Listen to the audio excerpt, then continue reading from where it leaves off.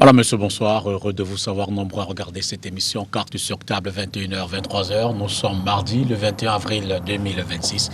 Le pape Léon XIV est arrivé ce jour même en Guinée équatoriale pour une visite pontificale, une visite apostolique, comme ça a été le cas d'abord en Algérie et puis au Cameroun, ensuite en Angola. Il s'agit de ce périple africain que le souverain pontife a entamé depuis quelques jours. Déjà, on revient au cours de cette émission donc sur son passage dans notre pays, porteur d'un message universel de paix, de justice et de fraternité. Mais derrière la solennité des discours, une interrogation persiste. S'agit-il uniquement d'un message spirituel ou d'une interpellation directe au pouvoir, directe du pouvoir et du système politique camerounais? Car au moment où le pays est suspendu à plusieurs attentes majeures, nouveau gouvernement annoncé mais toujours absent, de nouveaux visages à la tête du Parlement récemment élus à l'Assemblée nationale et au Sénat, une constitution dont la révision a été évoquée, dont le décret a été promulgué, donc déjà en vigueur, et des élections reportées à plus tard, ces questions interrogent la crédibilité démocratique de notre pays. Quand le pape parle donc de corruption, de gouvernance, de jeunesse désabusée et de responsabilité des dirigeants, peut-on encore faire semblant de ne pas se sentir concerné? Ce soir, nous mettons donc tout sur la table pour en parler sans détour, pour débattre autour de cette question, 4 invités. Le temps pour moi de synthétiser le thème. Visite de Léon XIV au Cameroun, le pape cogne, le régime encaisse. D'emblée, je dis bonsoir à Basile et Togo du RDPC. Bonsoir mon cher Dipita, bonsoir à tous les co-panélistes, bonsoir à tous qui nous écoutent ce soir.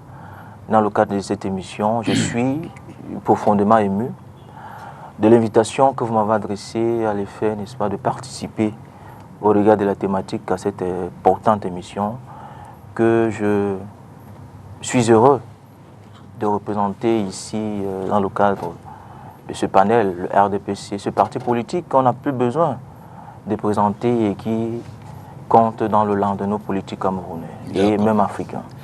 Vincent Didier, bonsoir. Vous êtes cadre au PCRN, conseiller municipal à Douala 3e. Merci d'être là ce soir. Bonsoir M. Dipita, bonsoir à mes co-discutants. C'est un plaisir de représenter le PCRN sur votre plateau ce soir. Merci encore pour l'invitation.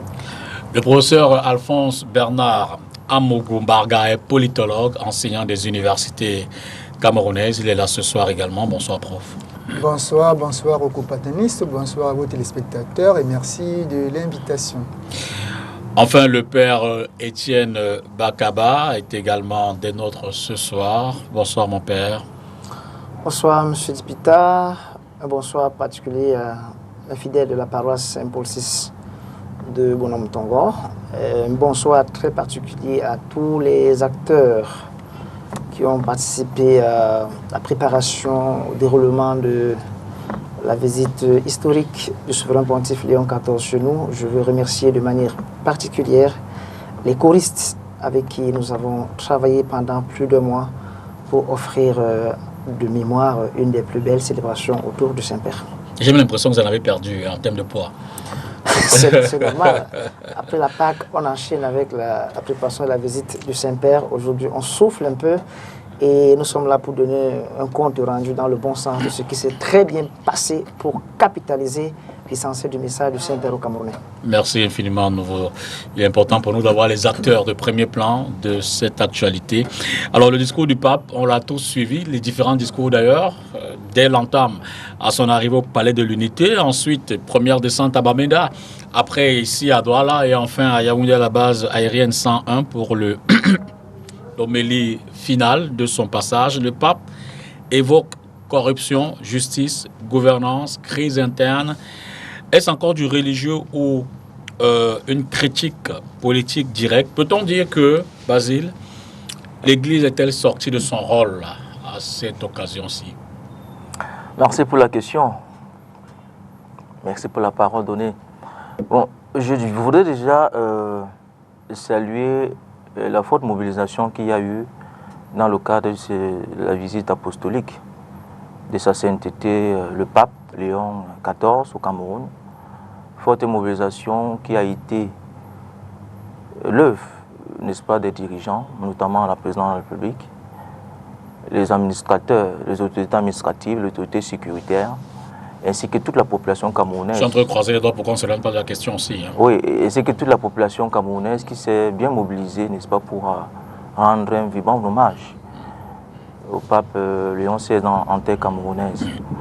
Déjà, il faut saluer, il faut dire que la visite apostolique du pape repose sur deux postulats. Le premier postulat, c'est que le pape est d'abord un chef d'État, l'État du Vatican, 0,44 km², qui compte près de 1000 habitants. Et en tant que président d'un État, il était important qu'il vienne rendre visite à son homologue, le président Paul Biya, qui a été élu avec brio et efficacité le 12 octobre 2025. Il était donc important que, au regard des relations diplomatiques qu'il y a entre les deux États, notamment l'État du Cameroun et l'État du Vatican, et avec les différents accords qui relient nos deux États, il était important que le pape vienne rendre visite à son homologue. Là, je pense qu'il faut saluer l'avancée diplomatique du chef de l'État, son Excellence, pour sur ce point-là. Maintenant, le deuxième postulat qu'il faut retenir, c'est que le pape, bien qu'il est chef d'État, il était un religieux. Et c'est lui le descendant de Saint-Pierre qui représente l'Église catholique au Cameroun. Par conséquent, il était donc important de venir distiller, n'est-ce pas, la bonne nouvelle au regard, n'est-ce pas, d'un certain nombre de choses qui ont été évoquées, ce qui s'est passé lors de la présidentielle du 12 octobre et les actes qui sont déroulés bien après.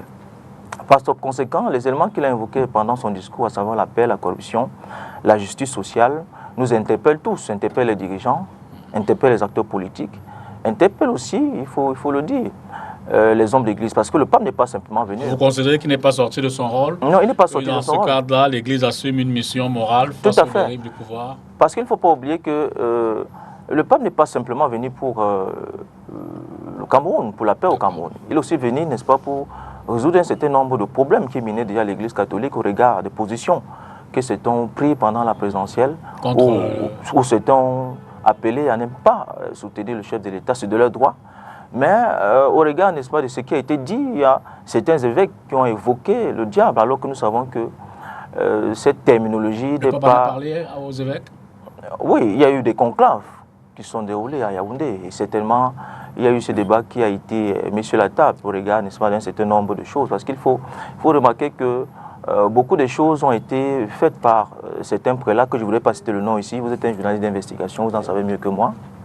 On ne va pas revenir là-dessus. Et ça a réussi à diviser non seulement les fidèles qui, d'un camp supportait le chef de l'État et estimait qu'il est le meilleur profil, et de l'autre côté, c'est un fidèle qui estimait qu'il fallait suivre ces différents évêques-là. Donc, ça a porté du discrédit au sein de l'Église catholique et il était important donc de venir remettre sur les rails ces manquements-là qui ont été observés au sein de l'Église catholique. Donc, par conséquent, ce message touche beaucoup plus les hommes religieux que j'ai cités tout à l'heure, aussi bien les dirigeants et aussi les hommes politiques que nous sommes. Pour avancer, n'est-ce pas, dans la paix, il est important que nous sachions s'aimer l'amour et bien évidemment... Avez-vous le sentiment que le pape ou l'Église, à l'occasion de cette visite apostolique, que l'Église est restée dans son rôle ou alors a-t-elle choisi d'assumer sa mission morale face aux dérives du pouvoir? Il n'y a rien que le pape ait dit que nos évêques n'aient pas encore dit, que nos prêtres nous disent tous les dimanches. Et donc, je crois que ça s'inscrit dans la suite, dans le cadre même de la visite apostolique, parce que successeur de Saint-Pierre, il vient rencontrer l'Église et il est garant d'un certain nombre de valeurs morales et il était de bon ton qu'il s'adresse à tous les chrétiens, aussi bien les dirigeants que les citoyens lambda, aussi bien même que certains hommes de l'Église. Et donc, je crois qu'il est resté dans le rôle qui est le sien. Et d'ailleurs, on ne peut pas imaginer qu'ayant été invité par la République du Cameroun, ou alors par le chef de l'État, qu'il arrive et qu'il s'immisce dans les affaires internes du pays, sans que cela ne crée un incident diplomatique. Je crois que ça a été dit ici, c'est un chef d'État. Mais comme prélat, je crois qu'il était pleinement dans son rôle et on ne peut que s'en réjouir, même si nous savons qu'il est venu avec une mission bien précise, parce que j'aime prendre cette image-là du lac Nyos, n'est-ce pas, dans le gaz carbonique j'ai dans les bas-fonds. Et pour éviter une autre explosion comme celle que nous avons connue dans les années 88, je crois, et 85. 85, et qui a emporté des milliers de vies, il y a une espèce de siphon qui a été installé et qui fait sortir le gaz carbonique par petites bulles. Voilà, donc je crois qu'il y avait une certaine pression qui était à monter au Cameroun, déjà à partir de la crise anglophone, parce que l'Église catholique a été très impliquée et très engagée dans la recherche des solutions, n'est-ce pas, pour ce qui est de la crise anglophone. Et ils ont d'ailleurs proposé un certain nombre de solutions. À un moment donné, ils ont donné tout ce qu'ils pouvaient, et je crois que la venue du pape est venue redonner du crédit au discours qu'ils avaient tenu, et surtout parler, n'est-ce pas, à nos compatriotes de l'autre côté qui, jusqu'alors, ne se laissaient pas compter. Et après cela, vous savez, il y a eu l'élection présidentielle, avec tout ce que ça a entraîné. Et à côté de cela, il y a la révision constitutionnelle que vous avez évoquée tantôt. Et ces multiples cas sur le plan social, ces crimes, ces viols, ces décès et tout le reste. Donc, il y avait une très forte tension, et la venue du pape est venue apaiser cette tension-là, parce que les gens se sont mis dans la prière et un temps soit peu, ils se sont détournés de tout ce qu'on disait avant. Le pape est donc en tournée en Afrique après son passage au Cameroun. Prof, vous avez donc avez-vous la même lecture que les précédents intervenants s'agissant de l'Église? On s'interroge, est-elle sortie de son rôle, ou alors assume-t-elle une mission morale face aux dérives du pouvoir? Je crois qu'au départ, quand vous posez la question, on est parti sur une mauvaise base, à savoir que ceux qui étaient opposés à la visite du pape pensaient que le pape venait légitimer une élection présidentielle. On a même vu des prêtres écrire au Vatican pour dire que le pape ne doit pas venir. On connaît les positions que certains prélats ont eues en début d'année 2025 sur le bon ou le mauvais diable. Donc, pour certains dont la venue du pape venait légitimer la victoire, pour ceux qui sont du RDPC, pour ceux qui ne sont pas du RDPC, le pape venait confirmer ce qu'eux, ils voulaient contester. Sauf que, dès le premier jour, le pape a délivré un message. Je vous souviens d'ailleurs que cette rencontre avait au préalable été prévue au Palais des Congrès. On l'a à la dernière minute déporté au Palais de l'Unité. Mais le discours du pape n'a pas changé. Le pape est resté dans un discours cohérent. On a vu certaines personnes baisser la tête, ne pas vouloir regarder. On se posait la question, pourquoi peut-être pensait-il que parce que ce serait pas l'unité, le pape serait peut-être plus conciliant, je n'en sais rien. Donc on a bien vu que le pape avait un discours. Du coup, au sortir de ce premier discours, j'ai même entendu des commentaires selon lesquels c'est tel ou tel prélat qui aurait rédigé ce discours que le pape aurait lu. Donc vous voyez un peu, comme si on pouvait dicter au pape ce qu'il ne sait pas sur la situation socio-politique du Cameroun. Parce qu'il faut bien savoir une chose, quand un pape vient dans un pays, on aime bien le football, je vais prendre l'image du football. Organiser la visite du pape, c'est peu comme organiser une CAN. Il y a un cahier de charge. Et ce cahier de charge, c'est quoi? C'est qu'on va briefer le pape sur l'organisation de l'Église qui est au Cameroun, avec ses difficultés et tout, son prélat, son clergé, ses fidèles. On va le briefer sur les rapports que l'Église entretient avec les autres forces sociales, les autres communautés religieuses, les protestants, les musulmans, les autres forces sociales. On va le briefer sur le rapport que cette Église entretient avec les autorités politiques. Et on va le briefer également sur les rapports que cela peut impliquer en termes de dynamisme politique, dynamisme économique d'un pays. Donc le pape a toutes ces informations et c'est sur cette base qu'il peut décider de venir ou de ne pas venir. C'est pour ça que j'ai insisté tantôt sur les communiqués de la salle de presse du Vatican pour annoncer la visite du pape au Cameroun. Donc ceux qui étaient surpris, c'est leur problème de n'avoir pas bien saisi ce que le pape avait déjà dit avant même de commencer à venir au Cameroun. Alors mon père, c'est la même question. Vous êtes resté dans votre rôle, quand je dis vous, l'Église, ou alors le souverain pontife dans cette mission de quête à la morale, de dénonciation des dérives de toutes parts. Est-il sorti de ce rôle-là? Bien, je fais d'abord un pas en avant, une année, et je salue la mémoire. Nous sommes le 21 avril aujourd'hui, du pape François qui est décédé exactement le 21 avril de l'année 2025. Et quelques jours après, au conclave qui s'est tenu du 7 au 8 mai, précisément, nous avons eu la grâce de voir à la fenêtre pontificale le cardinal Francis Robert Prévost, devenu Léon XIV, nous adresser ses tout premiers mots qui sont en quelque sorte le programme de son pontificat dans le contexte mondial actuel. Qu'est-ce qu'il avait dit comme premier mot? La pace sia contentivoi. La paix soit avec vous tous. Donc, et quand il arrive à Yaoundé, qu'est-ce qu'il vient faire? Il a dit exactement ce qu'il vient faire dès la première rencontre du mercredi 15. Je viens parmi vous en tant que pasteur et serviteur du dialogue, de la fraternité et de la paix.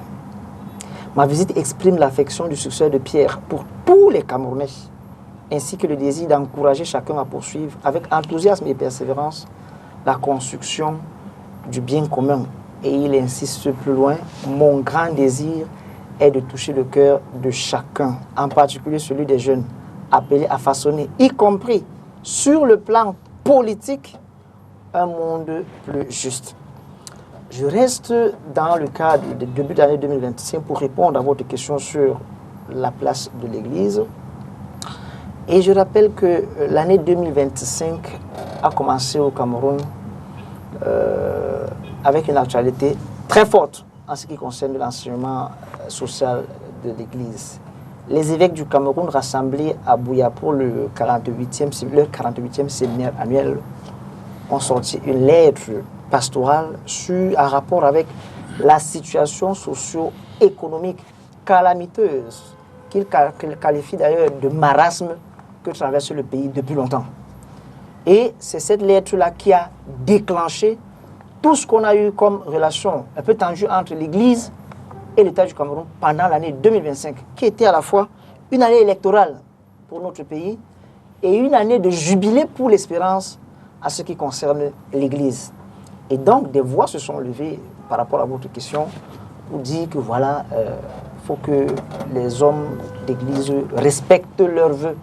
Ils sont là pour l'Évangile, à César ce qui est à César et à Dieu ce qui est à Dieu. Et donc, le prêtre, l'évêque n'avait pas à se mêler de la sphère politique ou sociale de son pays. Évidemment, la visite du pape balaie d'un coup de main ce genre d'argument. Parce qu'en réalité, depuis le 15 mai 1891, avec l'apparition de l'encyclique Rerum Novarum du pape Léon XIII, Léon XIV, pape de la question sociale, le sacerdoce a cessé d'être une affaire purement de sacristie et d'église pour embrasser les questions du temps. Le Concile Vatican II, 1962-1965, remplit là-dessus dans Gaudium et Spes, l'Église dans le monde de ce temps. Il serait complètement hors sujet pour un prêtre, pour un évêque, de se contenter de dire des prières, de faire des prières, sans s'intéresser à la vie de son peuple, de ses ouailles, parce qu'il est aussi citoyen. Donc moi, je conclus, je suis raffermé là-dedans, que le pape est venu renforcer l'engagement social de l'Église au Cameroun. Il y a de cela 2 ans, Monseigneur Carragher, dans ses prises de position, dans ses batailles diverses. Exactement. Il est venu dire aux évêques, Vous avez mon notion. Continuez dans ce sens, vous avez mon notion. Parce que tout ce qu'il a dit, vous avez bien souligné, ne croyez pas que les mots du pape tombent du ciel. Il y a la main de quelques évêques derrière ça. Donc, il vient là pour confirmer le magistère de l'Église. Et je rappelle toujours aux gens que oui, la mission de l'Église, c'est l'évangélisation. Mais l'évangélisation se décline en 3 verbes assez simples. Le premier, c'est annoncer. Le deuxième, c'est renoncer. Et le troisième, c'est dénoncer. Annoncer, c'est ce que nous faisons pratiquement tous les dimanches. La bonne nouvelle, Dieu vous aime, aimez-vous, le ciel existe, ainsi de suite, la révélation. Renoncer, c'est, par exemple, moi le prêtre, je ne peux pas m'engager à devenir un homme politique, à une femme, non, c'est ça. Maintenant, dénoncer, c'est ce que font pratiquement tous les prophètes dans la Bible. Et donc, le prêtre, l'évêque qui est le prophète de son temps, ne fait que ça. Malheureusement, certains d'entre nous n'ont pas compris que c'était vraiment ça le rôle du prêtre aujourd'hui. Parce que dans une situation où on a l'impression que le pays est une sorte de Titanic qui est en train de couler, on voudrait que l'Église joue le rôle des musiciens qui endorment les gens pendant que le Titanic est en train de couler. Or, l'Église a refusé depuis très longtemps d'être les joueurs de ce genre de musique. Et je termine en disant, parce que j'ai suivi les premiers intervenants, bon, vouloir mettre totalement l'invitation du Saint-Père au Cameroun sur le magistère ou la responsabilité du président de la République. Et j'ai dit non. Chaque fois que le souverain pontife vient dans un pays, il est co-invité. C'est-à-dire qu'il y a la conférence des évêques du pays et les autorités du pays concerné. Donc, pour certains cas, c'est l'État qui initie, le fait savoir à la conférence et ça remonte. Pour d'autres cas, précisément pour le cas de la vie de Léon XIV au Cameroun, cette fois-ci, ce n'est pas l'État qui a initié. Cette visite est initiée par la conférence des évêques. Monseigneur Andrew Kea, l'État du Cameroun est informé, accepte, et l'État du Cameroun invite donc officiellement avec l'accord de la conférence. Et voilà comment le souverain se retrouve ici. Et vous avez constaté pendant ces 4 jours de séjour ici au Cameroun qu'il ne s'est jamais, comment je vais dire ça, il ne s'est jamais prêté à une sorte de confusion. Parce que justement... J'étais droit dans ses bottes. Certains ont pensé, comme on le disait tantôt, que le pape venait donner l'onction à un certain pouvoir. Et donc, il ne fallait pas qu'il vienne. Le pape nous a montré qu'il était dans ses bottes. Et je suis heureux de constater que sa visite a fait de notre pays, le Cameroun, l'hôtel du monde, la fenêtre par laquelle on peut parler de la paix, qui n'est pas seulement une question camerounaise, mais qui est une question ouverte au monde. Vincent Yédé, le pape appelle donc, et on l'a bien suivi à sa première prise de parole, lors de sa première prise de parole au Palais de l'Unité. Il a appelé à des institutions crédibles et à une gouvernance intègre. Mais si on fait le parallèle, on sait que le Cameroun attend par exemple un nouveau gouvernement. Alors comment interpréter ce silence? Le pouvoir prend-il du temps ou alors le président, lui, il a dit qu'il y avait des questions techniques? Mais est-ce qu'on peut également penser qu'il s'agit d'une crise interne non assumée? Comment est-ce qu'on peut interpréter cette lenteur-là? On va simplement faire le constat, comme tout le monde, que le chef de l'État prend tout son temps. Il prend tout son temps avant de prendre un certain nombre de décisions, même si, pour le cas d'espèce, on a comme l'impression que il prend un peu trop de temps. Mais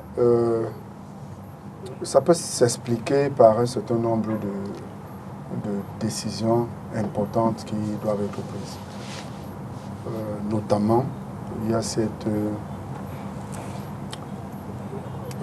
sur le plan administratif, il y a des décisions qui doivent être prises parce qu'il y a de nouvelles circonscriptions qui doivent être créées.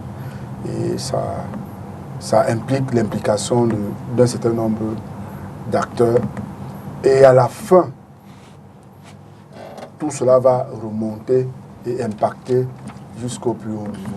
Donc, je crois que c'est des questions qu'il serait d'abord bon de régler, enfin, ou alors qu'il a jugé bon de régler avant de prendre un certain nombre de décisions. C'est ce qui peut d'ailleurs expliquer C'est ce qui peut d'ailleurs expliquer le report des élections. Parce que, vous savez, je disais à quelqu'un l'autre jour, vous pouvez rouler pendant plus de 2 heures de temps à l'intérieur de la croisée. Pour dire que... Il y a nécessité, n'est-ce pas, de diviser Douala Troisième au moins en 2 arrondissements, voire en voie. Quelle que soit la bonne volonté de l'exécutif, il ne peut pas aller jusqu'au tréfonds de ces quartiers-là. C'est extrêmement vaste. Si j'ai parlé de Douala Troisième, c'est le cas pour d'autres communes également. Et donc, il y a un certain nombre de décisions à prendre dans ce sens-là et qui vont impacter sur le bien-être des populations. Nous avons vécu une élection en France tout récemment et on était surpris de constater que la France que nous copions souvent, il y a des communes de moins de 5 000 habitants. De moins de 5 000 habitants. Ça veut dire que le nombre de communes... Ça a 36 000 communes. Voilà, ça voudrait dire qu'au Cameroun, le nombre de communes pourrait être multiplié par 1000. Par 1000 pour accélérer le développement et la décentralisation. Donc ça, c'est des questions éminemment importantes qui prennent le dessus, et surtout quand nous savons que le chef de l'État, quoi qu'on dise, quoi qu'on en pense, est sur le départ. Et donc, il aurait pour souci, n'est-ce pas, de mettre en place toutes ces institutions qui prendraient donc le dessus, n'est-ce pas, sur un remaniement, par exemple, ou alors sur la nomination d'un vice-président, si tant il est que ça devrait déjà être l'un de ses collaborateurs qui connaît très bien et qui peut-être assume déjà cette fonction même de manière informelle.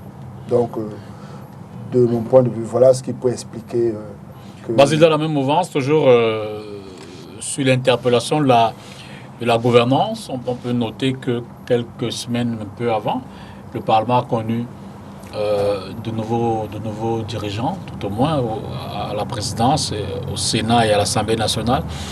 Peut-on penser qu'il s'agit là d'une véritable continuité d'un simple jeu de chaises musicales ou d'une réelle volonté de changement? Bon, déjà, il faut remarquer que ce qui s'est passé à l'Assemblée nationale au Sénat participe à la volonté du chef de l'État. Et beaucoup de personnes ne s'y attendaient pas. Lorsque nous avons vu le feu Niat à l'Assemblée, au Sénat, on s'est dit, beaucoup de personnes se sont dit que non, certainement il va être reconduit. Et il en est de même pour le très honorable Kavaï. Certainement, certains analystes politiques disaient qu'ils vont être reconduits. Mais le chef d'État surprit tout le monde parce que vous devez savoir qu'il est le maître du calendrier politique et il est le chef de l'agenda de ce qu'il veut pour le Cameroun. Parce que les Camerounais lui ont fait entièrement confiance et les Camerounais savent son mode de fonctionnement. Donc par conséquent, ce que les uns et les autres espèrent souvent, ce n'est pas ça qui est réellement la priorité. Il était important, au regard de ce qui s'est déroulé au niveau de l'Assemblée nationale et du Sénat, de redonner du sang neuf. Et le chef d'État a approuvé qu'il est dans une logique où il voudrait restituer ou alors redynamiser totalement les institutions de la République. Donc on s'attend forcément que dans le même élan, dans le même prisme, qu'on ait des changements criards au niveau de l'appareil gouvernemental et même au niveau des directions des entreprises publiques et parapubliques, comme il a dit, lors de son allocution à la nation le 31 décembre dernier. Donc par conséquent, nous devons continuer à estimer cette sagesse qui anime le chef de l'État dans la mesure où il n'a jamais perdu de vue ce qu'il voudrait pour le Cameroun et ce qu'il voudrait que le Cameroun retienne de lui. Par conséquent, je suis convaincu que nous allons avoir un avenir beaucoup plus radieux, d'autant plus qu'il a promis lors de la campagne électorale que ce mandat est dédié spécialement à la femme, aux femmes et à la jeunesse. Donc, nous pouvons ici saluer déjà cet élan, saluer cette initiative et demander plus. Et je profite de l'occasion pour appeler les jeunes de ne pas perdre espoir. Parce que le chef d'État a basé son mandat, sa campagne présidentielle d'abord sur le thème grandeur et espérance. Et le pape lui-même est venu restaurer, il est venu rappeler l'importance qu'il y a à ne pas perdre espoir, non seulement à nos dirigeants, mais en plus à notre foi, à la foi chrétienne, catholique.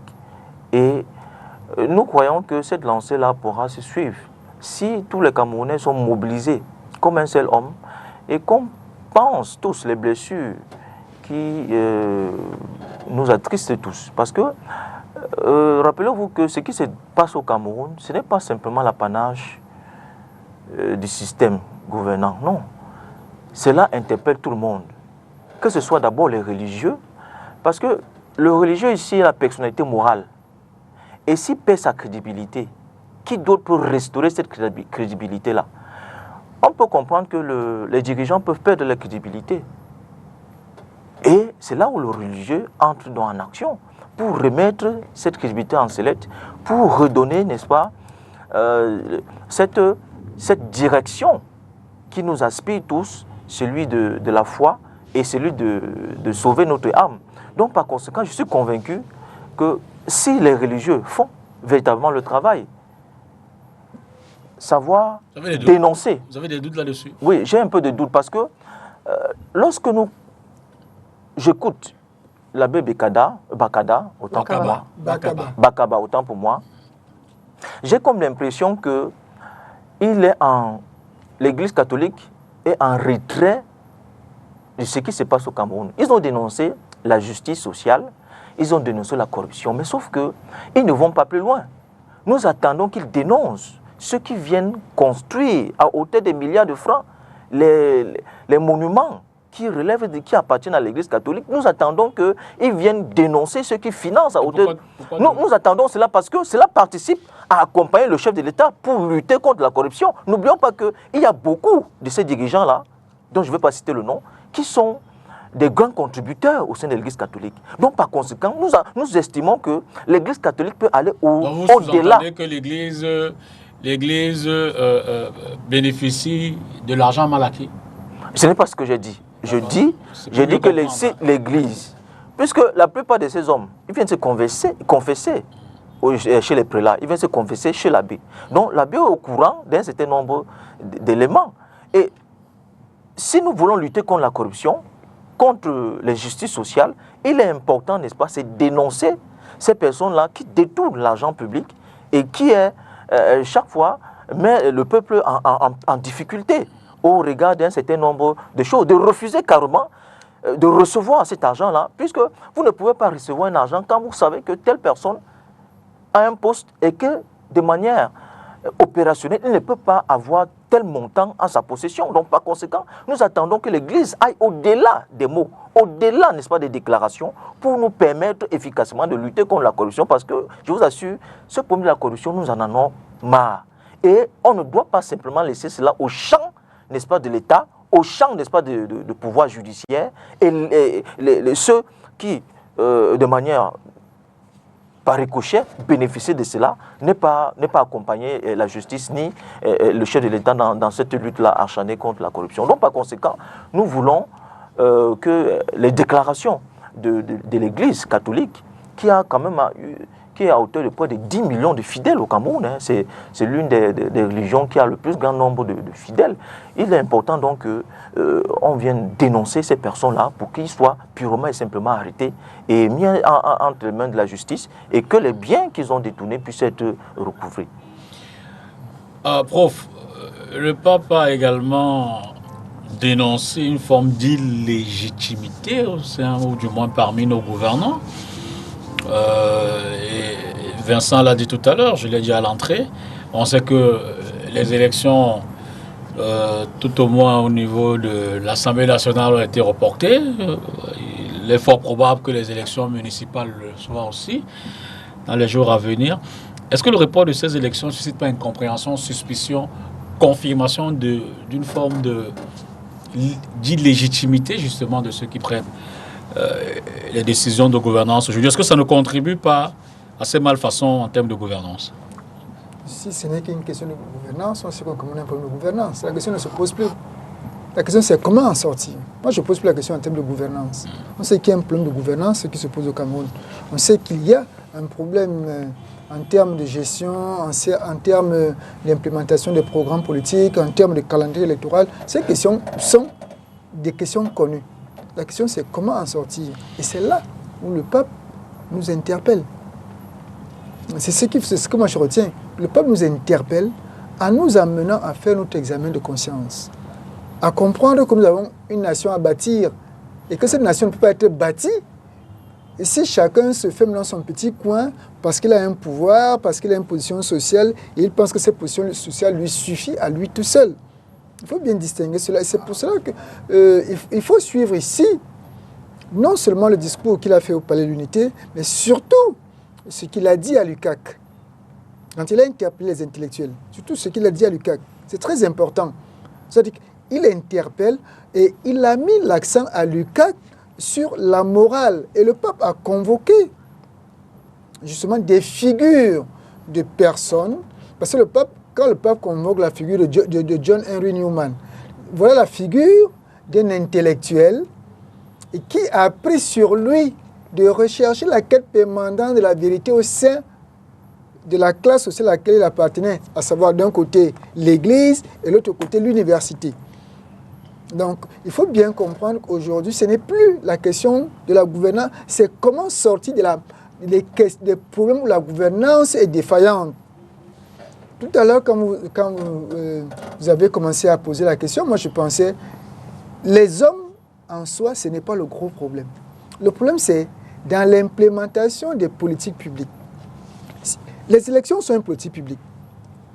Si nous en parlons de politique électorale, il faut implémenter les politiques électorales de manière efficiente.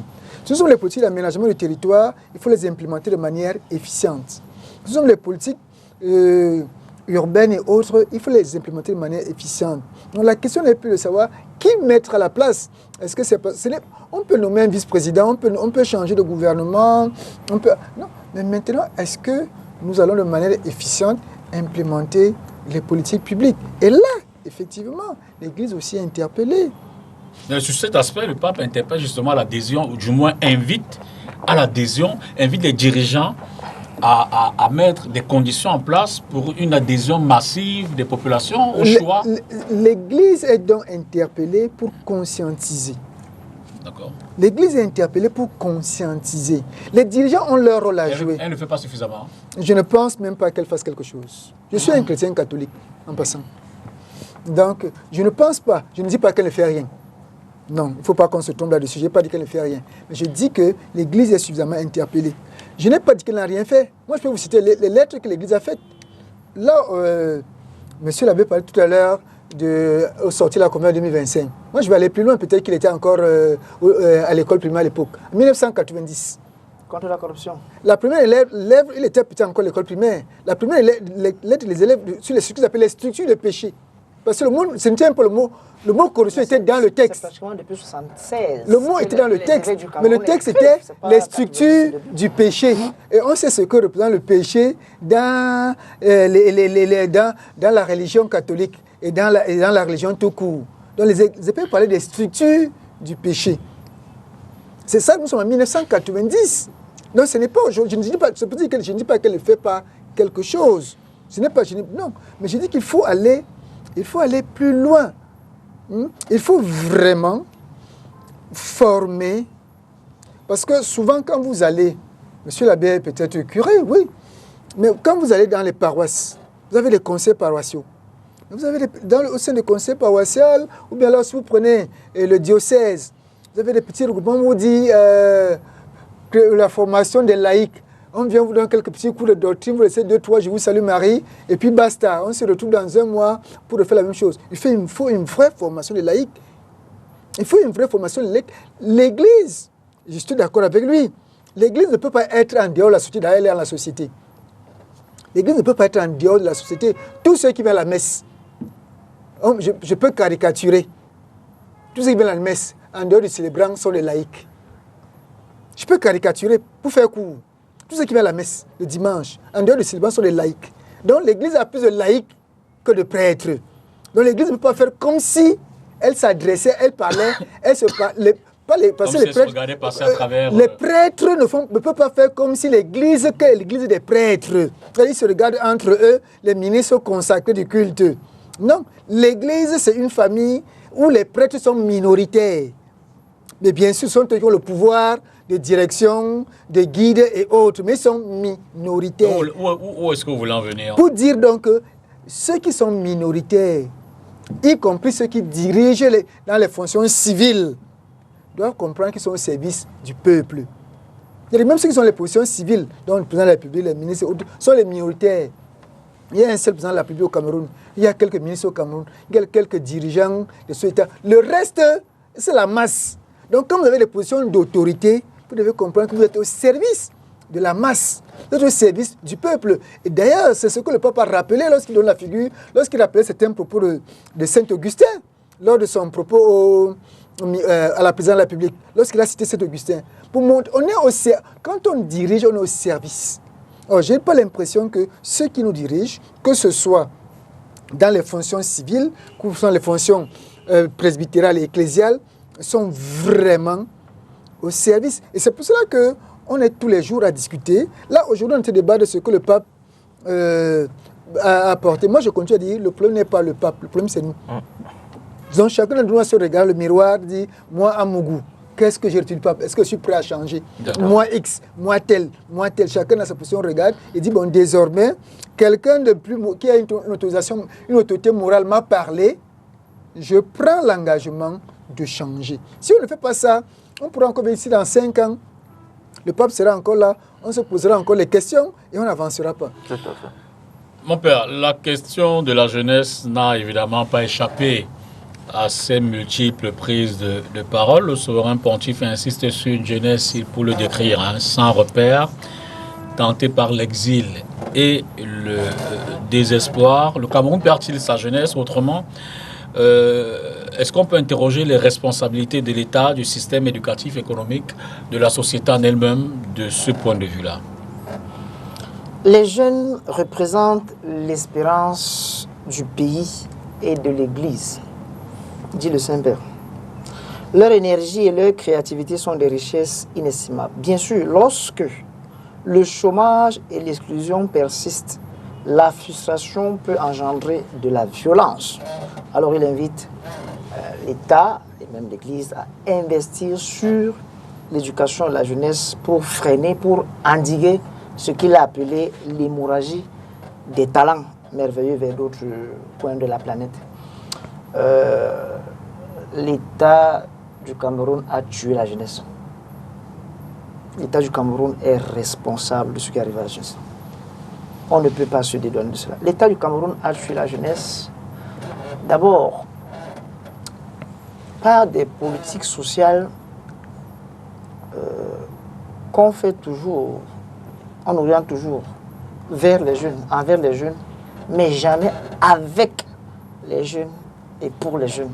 Ce que je dis à la jeunesse, ça peut se comprendre dans l'orientation des politiques, par exemple, pour la lutte qu'on appelle contre la pauvreté, qui en réalité n'est pas souvent la lutte pour les pauvres et avec les pauvres, mais on dit envers les pauvres, c'est-à-dire que ces gens restent de côté et de temps en temps, on envoie un peu d'aide à gauche, un peu d'aide à droite.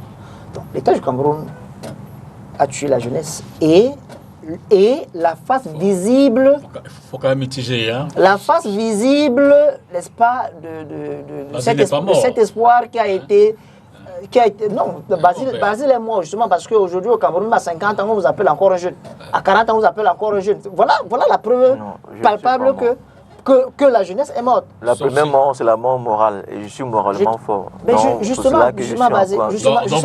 Non, je suis en vie. Et 150% même. Monsieur l'abbé doit quand même un peu... Basile, quand nous parlons justement de la mort de la jeunesse, c'est exactement à ce niveau-là. C'est un crime moral. C'est un crime social. Les valeurs familiales, même religieuses, citoyennes, sont en crise essentiellement au sein de la jeunesse. Et qui est le premier responsable de la jeunesse? C'est d'abord l'âge adulte. c'est d'abord l'âge adulte. Donc quand on parle, parce que justement quand on parle au jeu de la mort de la jeunesse, on voit immédiatement l'exil, hein, l'immigration. Oui, mais je veux dire, c'est ça qui sont alors que dit tout de go que l'État a tué la jeunesse. Est-ce que ce n'est pas aussi déresponsabiliser les différents acteurs? J'en viens. Voilà. Je commence par le haut. Quand je vais quitter sur les responsables de l'État qui a le pouvoir d'organiser tout, je tombe sur la famille. Voilà. Je tombe sur l'institution. Et quand je vais parler de la famille, on va se retrouver et dans l'église, et dans l'islam, et dans le protestantisme, et dans les non-croyants, parce que partout il y a des familles chrétiennes. Est-ce que vous avez l'impression que les familles chrétiennes ont suffisamment joué leur rôle pour maintenir ne serait-ce que le minimum, le b.a.-ba de la moralité chrétienne sur le respect de la personne humaine? Dans tout ce monde, dans tous ces corps sociaux, là, vous les attribuez aussi la mort de la jeunesse. Tous ces corps sociaux ont participé à la mort de la jeunesse. Et même l'Église à un certain niveau. Je suis prêtre à 16e année. Quand je vois ce qu'on fait pour la jeunesse, je dis, c'est très insuffisant.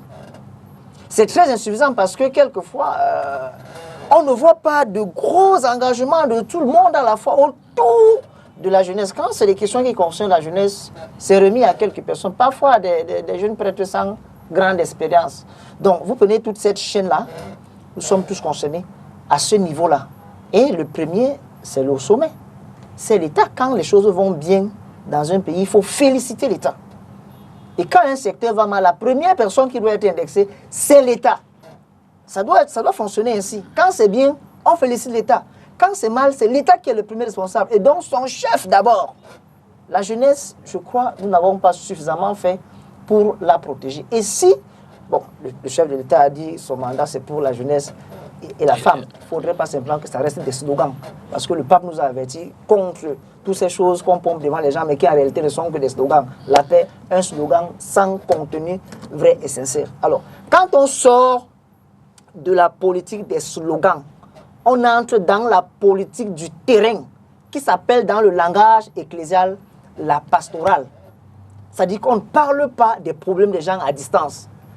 Quand vous apprenez que quelqu'un a un deuil, vous allez dans la famille.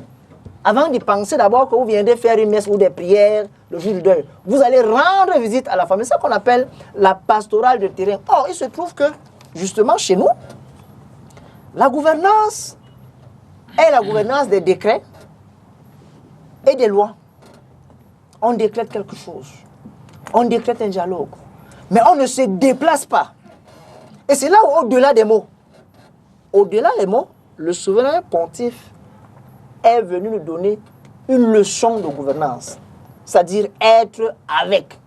On ne peut pas parler de la crise anglophone en restant à Yaoundé. On ne peut pas parler de la crise anglophone en restant à Douala. Pour parler aux anglophones de ce qui leur arrive, il faut aller à Bamenda. Et le simple fait, l'a dit Monseigneur André Kea, que le pape soit présent à Bamenda est déjà un message. Même s'il n'avait plus rien prononcé comme parole, ça aurait été un message. Or, ça doit rendre compte que depuis 10 ans, on réclame cela. Ceux qui ont la responsabilité du pays ne sont jamais allés là-bas. Et là-bas, vous parlez de la jeunesse. Qui sont les acteurs de la crise? Essentiellement les jeunes. Ils ne sont jamais allés. Le Premier ministre y était. Bref, un certain nombre d'acteurs. Hein. Je pense que, en fait, c'est pour ne pas être sur les extrêmes. Bon, mon dernier souhait à déposer la parole, c'est que, voilà, l'aéroport de Bamenda a été très ouvert. Rénové. Exceptionnellement d'ailleurs. Rénové. Il semble que c'est ouvert, pas seulement pour le passage du pape, que ça va rester ainsi. C'est une très bonne nouvelle. Et je souhaite que cet aéroport devienne peut-être le lieu de la réconciliation, du vrai dialogue ou des vrais dialogues, quand on parle des questions anglophones au Cameroun, parce que la grâce qui a été implémentée en sur la célébration eucharistique, qu'elle devient une grâce historique, qu'on arrête de résoudre les problèmes qui concernent le Nozo à Yaoundé et à Douala. Le pape nous a donné l'exemple. Allons-y. Merci. Alors, monsieur, on a essayé de faire une forme d'analyse de lecture des mots que le pape a dénoncés, a rappelés, sur lesquels il a insisté. Maintenant, après quoi? Je veux dire, le pape est parti. la vie continue. Il est en Guinée équatoriale, on va s'asseoir, regarder la télé. En termes d'acteurs sociaux, les politiques, les intellectuels, les hommes d'église, les hommes de médias, qu'est-ce qu'on fait maintenant, Vincent? Je venais ce matin et je suis passé par le carrefour de Billes et le désordre a repris pignon sur rue. Les gens sont partis de la chaussée juste pour laisser le temps d'accueillir le pape. Et après, ils sont revenus sur la chaussée. Comme si c'était une bonne chose que d'être sur la chaussée. Je prends cette image pour dire que le pape est parti. On va revenir à nos vieilles habitudes. Malheureusement, ce qui est vrai pour ces gens sur le terrain est vrai également pour nous tous. Les hommes politiques, les dirigeants de ce pays. Vous pensez vraiment que les paroles du pape vont changer quelque chose dans leur manière de gérer ce pays, dans leur manière d'appréhender les problèmes de ce pays? Moi, j'ai des doutes. Vous pensez qu'au niveau de l'opposition, le discours du pape peut amener les gens à se remettre en cause, à se rapprocher, peut-être à revoir leur stratégie pour mettre en mal ce régime? On a vu avec le président du PCN, j'ai commencé par soi-même, qui rappelait aux acteurs politiques qu'il va falloir mutualiser. Si on veut faire face au RDPC, il va falloir mutualiser. Combien d'autres, comme lui, pensent à cela? On voit plutôt des gens dans des actions solitaires et tout le reste.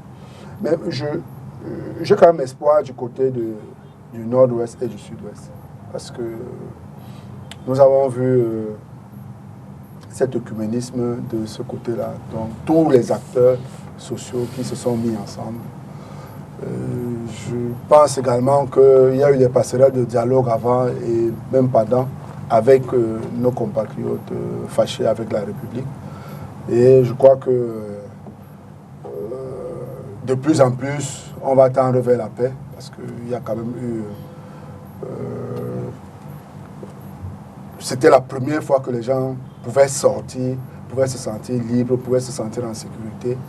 Je crois qu'on peut espérer voir un apaisement de plus en plus de ce côté-là. Mais pour le reste, je t'inquiète. Ouais. Prof. Bon, le pape est parti, et puis tout à l'heure, je l'ai dit, le problème c'est nous. Et je crois que l'exemple que donne M. Vincent Yédé est significatif. Moi, j'interpellerai essentiellement deux institutions. Après, je vais détailler. La première, c'est le gouvernement. La deuxième, c'est la conférence épiscopale nationale. Oui, évidemment. Je vais les interpeller. Pourquoi? Le pape, le gouvernement a la responsabilité de conduire les politiques publiques.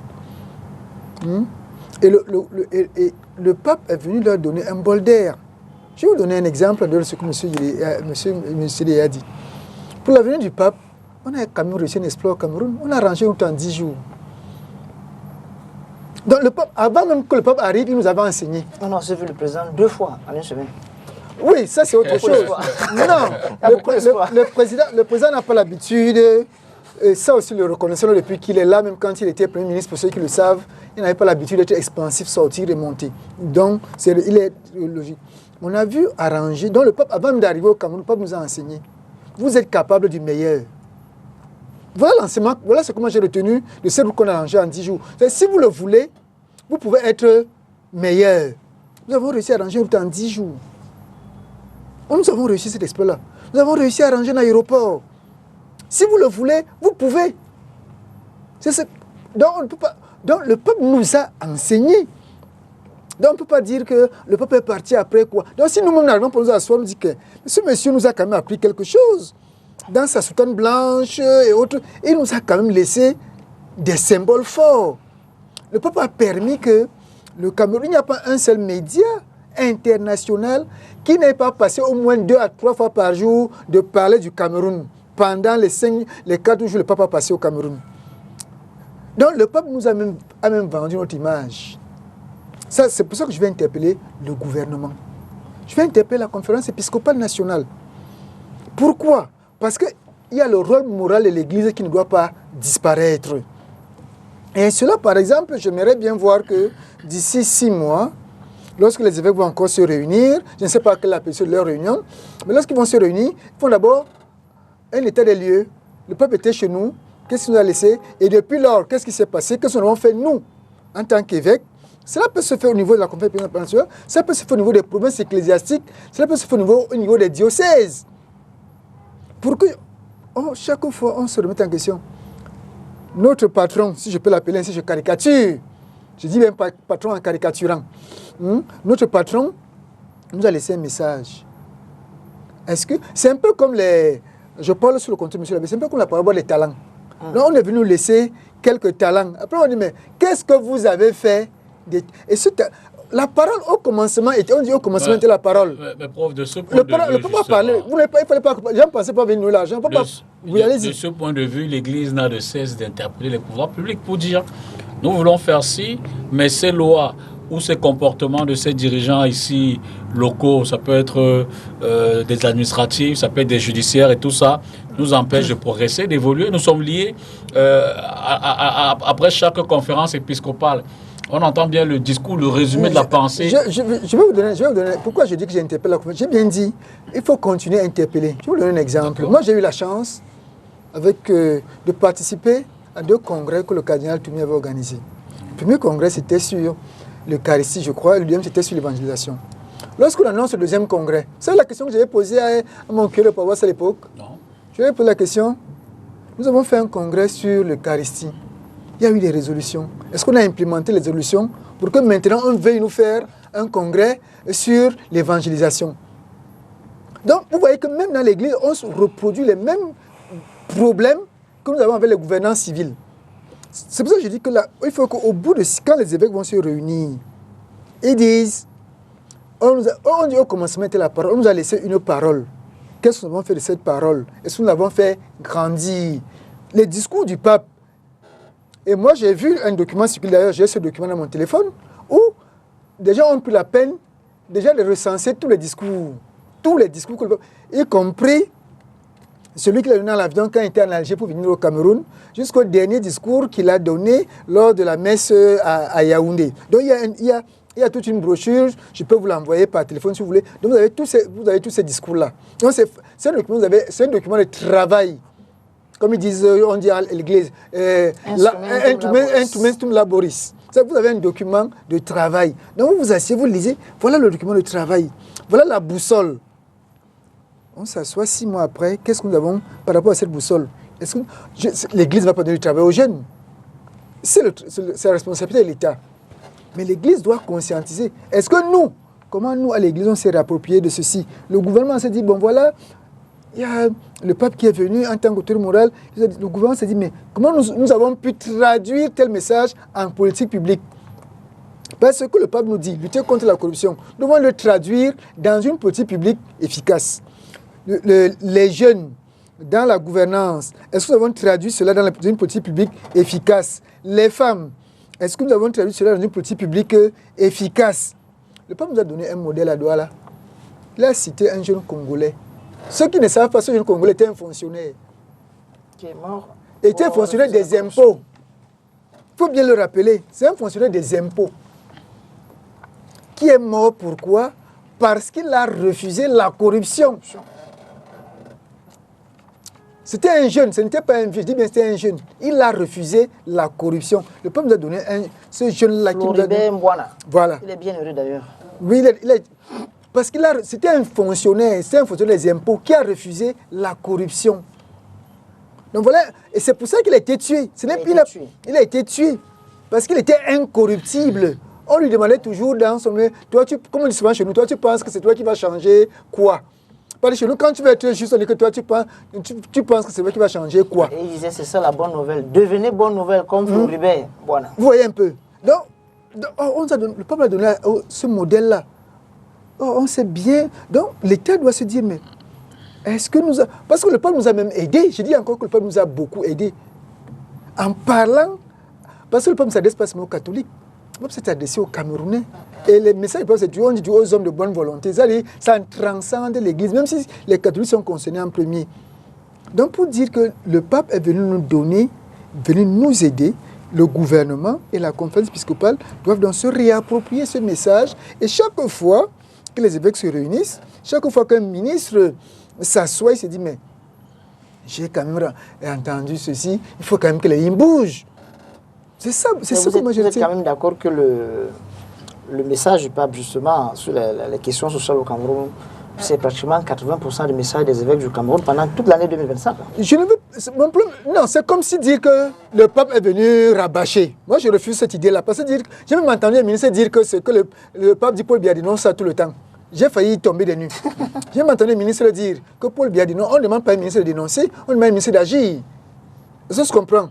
C'est pour ça que je dis, l'Église doit continuer. C'est pour ça que j'ai rappelé également 90 sur les structures du péché. Mais je dis que l'Église ne doit pas s'arrêter là. Parce que l'Église elle-même, nous qui sommes dans l'Église, ou alors ceux qui sont à la tête de l'Église, doivent faire eux-mêmes leur propre aggiornamento. C'est-à-dire que leur propre examen de conscience pour dire, bon, est-ce que ce que nous faisons jusqu'à présent est sérieux? Monsieur l'abbé, on peut parler des salaires quand même des anciens des écoles primaires catholiques. Ils sont bien payés à Douala. Ah bon, vous pensez? Ma mère a été enseignante d'école primaire à Douala. Je ne voudrais pas ouvrir cette page, monsieur l'abbé. Non, ma mère a été enseignante d'école primaire à Douala. Parfois, quand je regardais, quand il y a l'autre jour, je suis allé, paix à son âme, le jour décédé, on a ouvert des archives, je regardais les bulletins de son, se mettaient à pleurer. Je ne voulais pas ouvrir cette page-là. Tout le monde ne peut pas inscrire son enfant à l'université catholique d'Afrique centrale. C'est une école d'élite, c'est pas une école...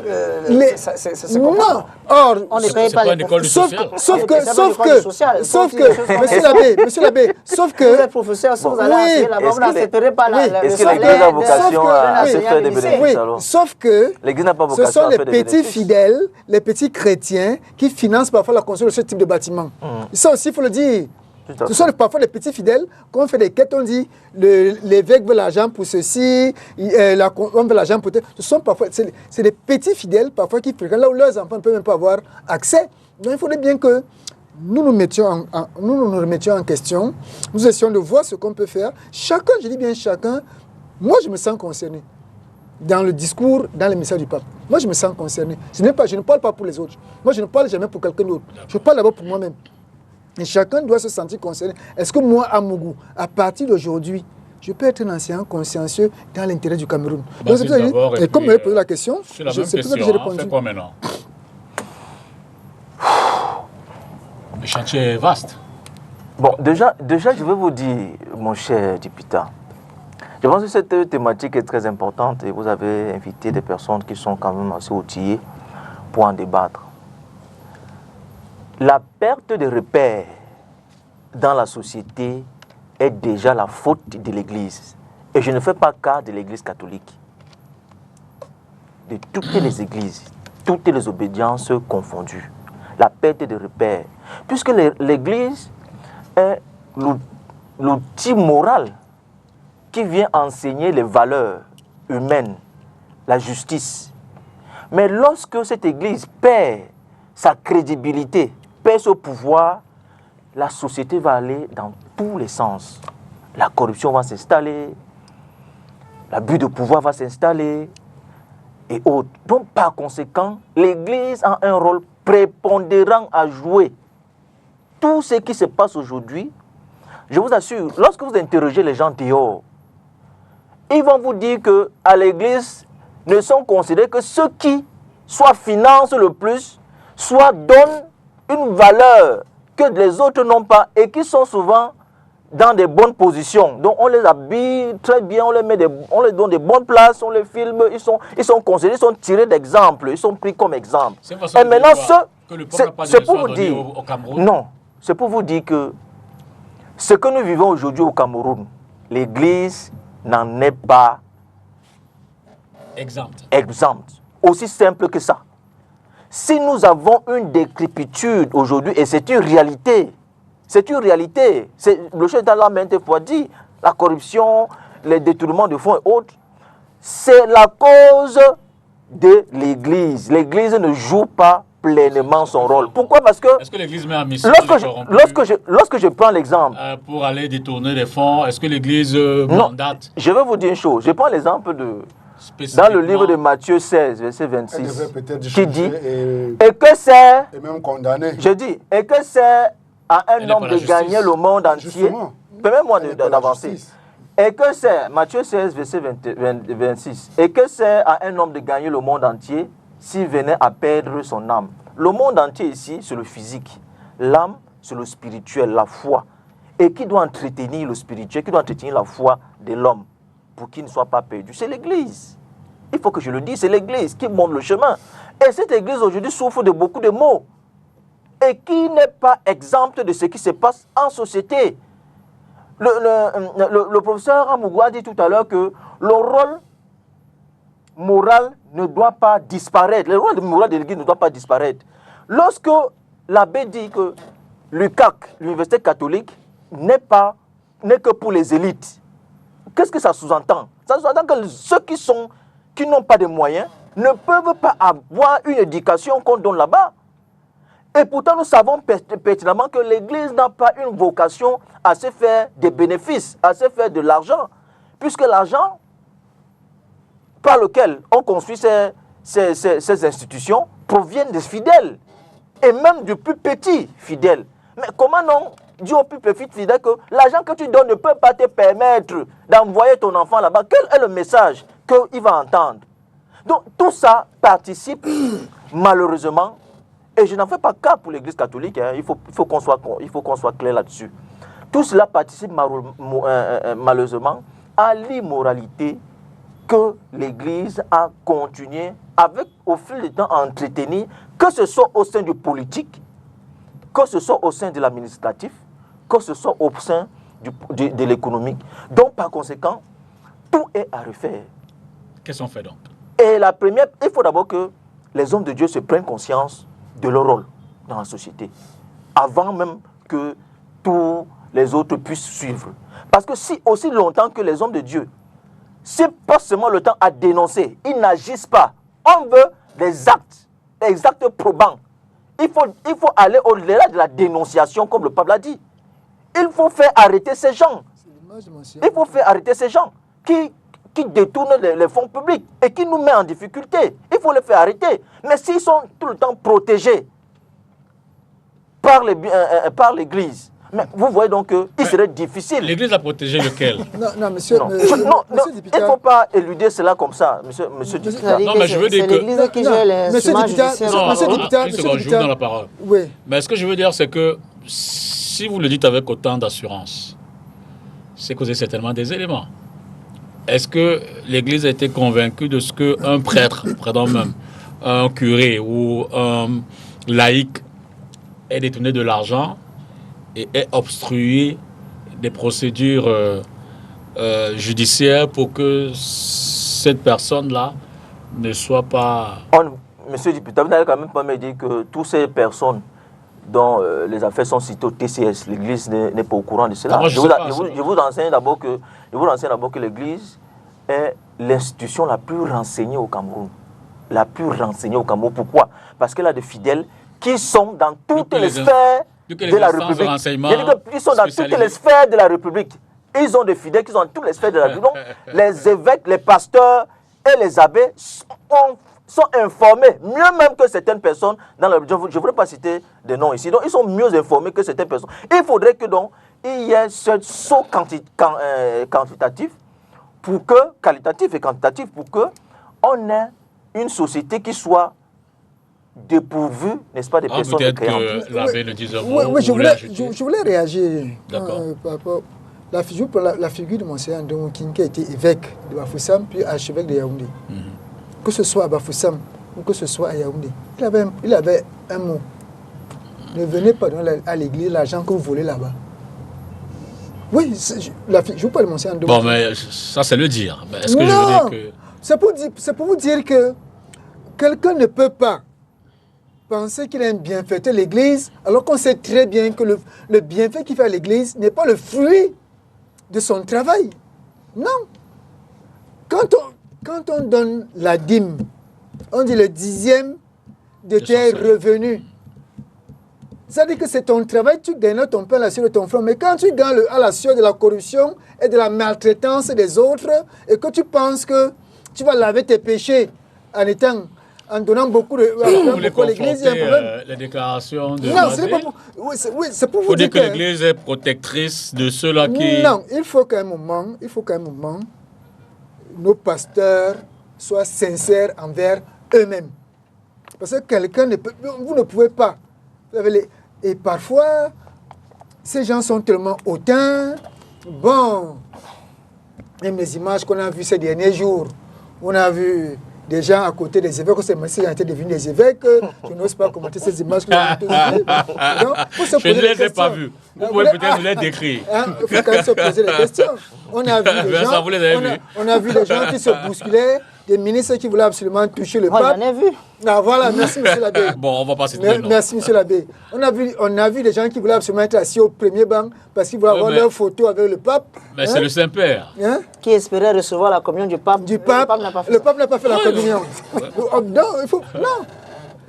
Il faut donc un moment, ces personnes-là qui pensent aller se cacher derrière l'Église, que l'Église les dénonce. Je ne dis pas que l'Église va dire que non, tel est voleur, tel ceci, mais l'Église a un langage pour parler. Le pape n'a pas cité le nom de quelqu'un, mais chacun s'est reconnu.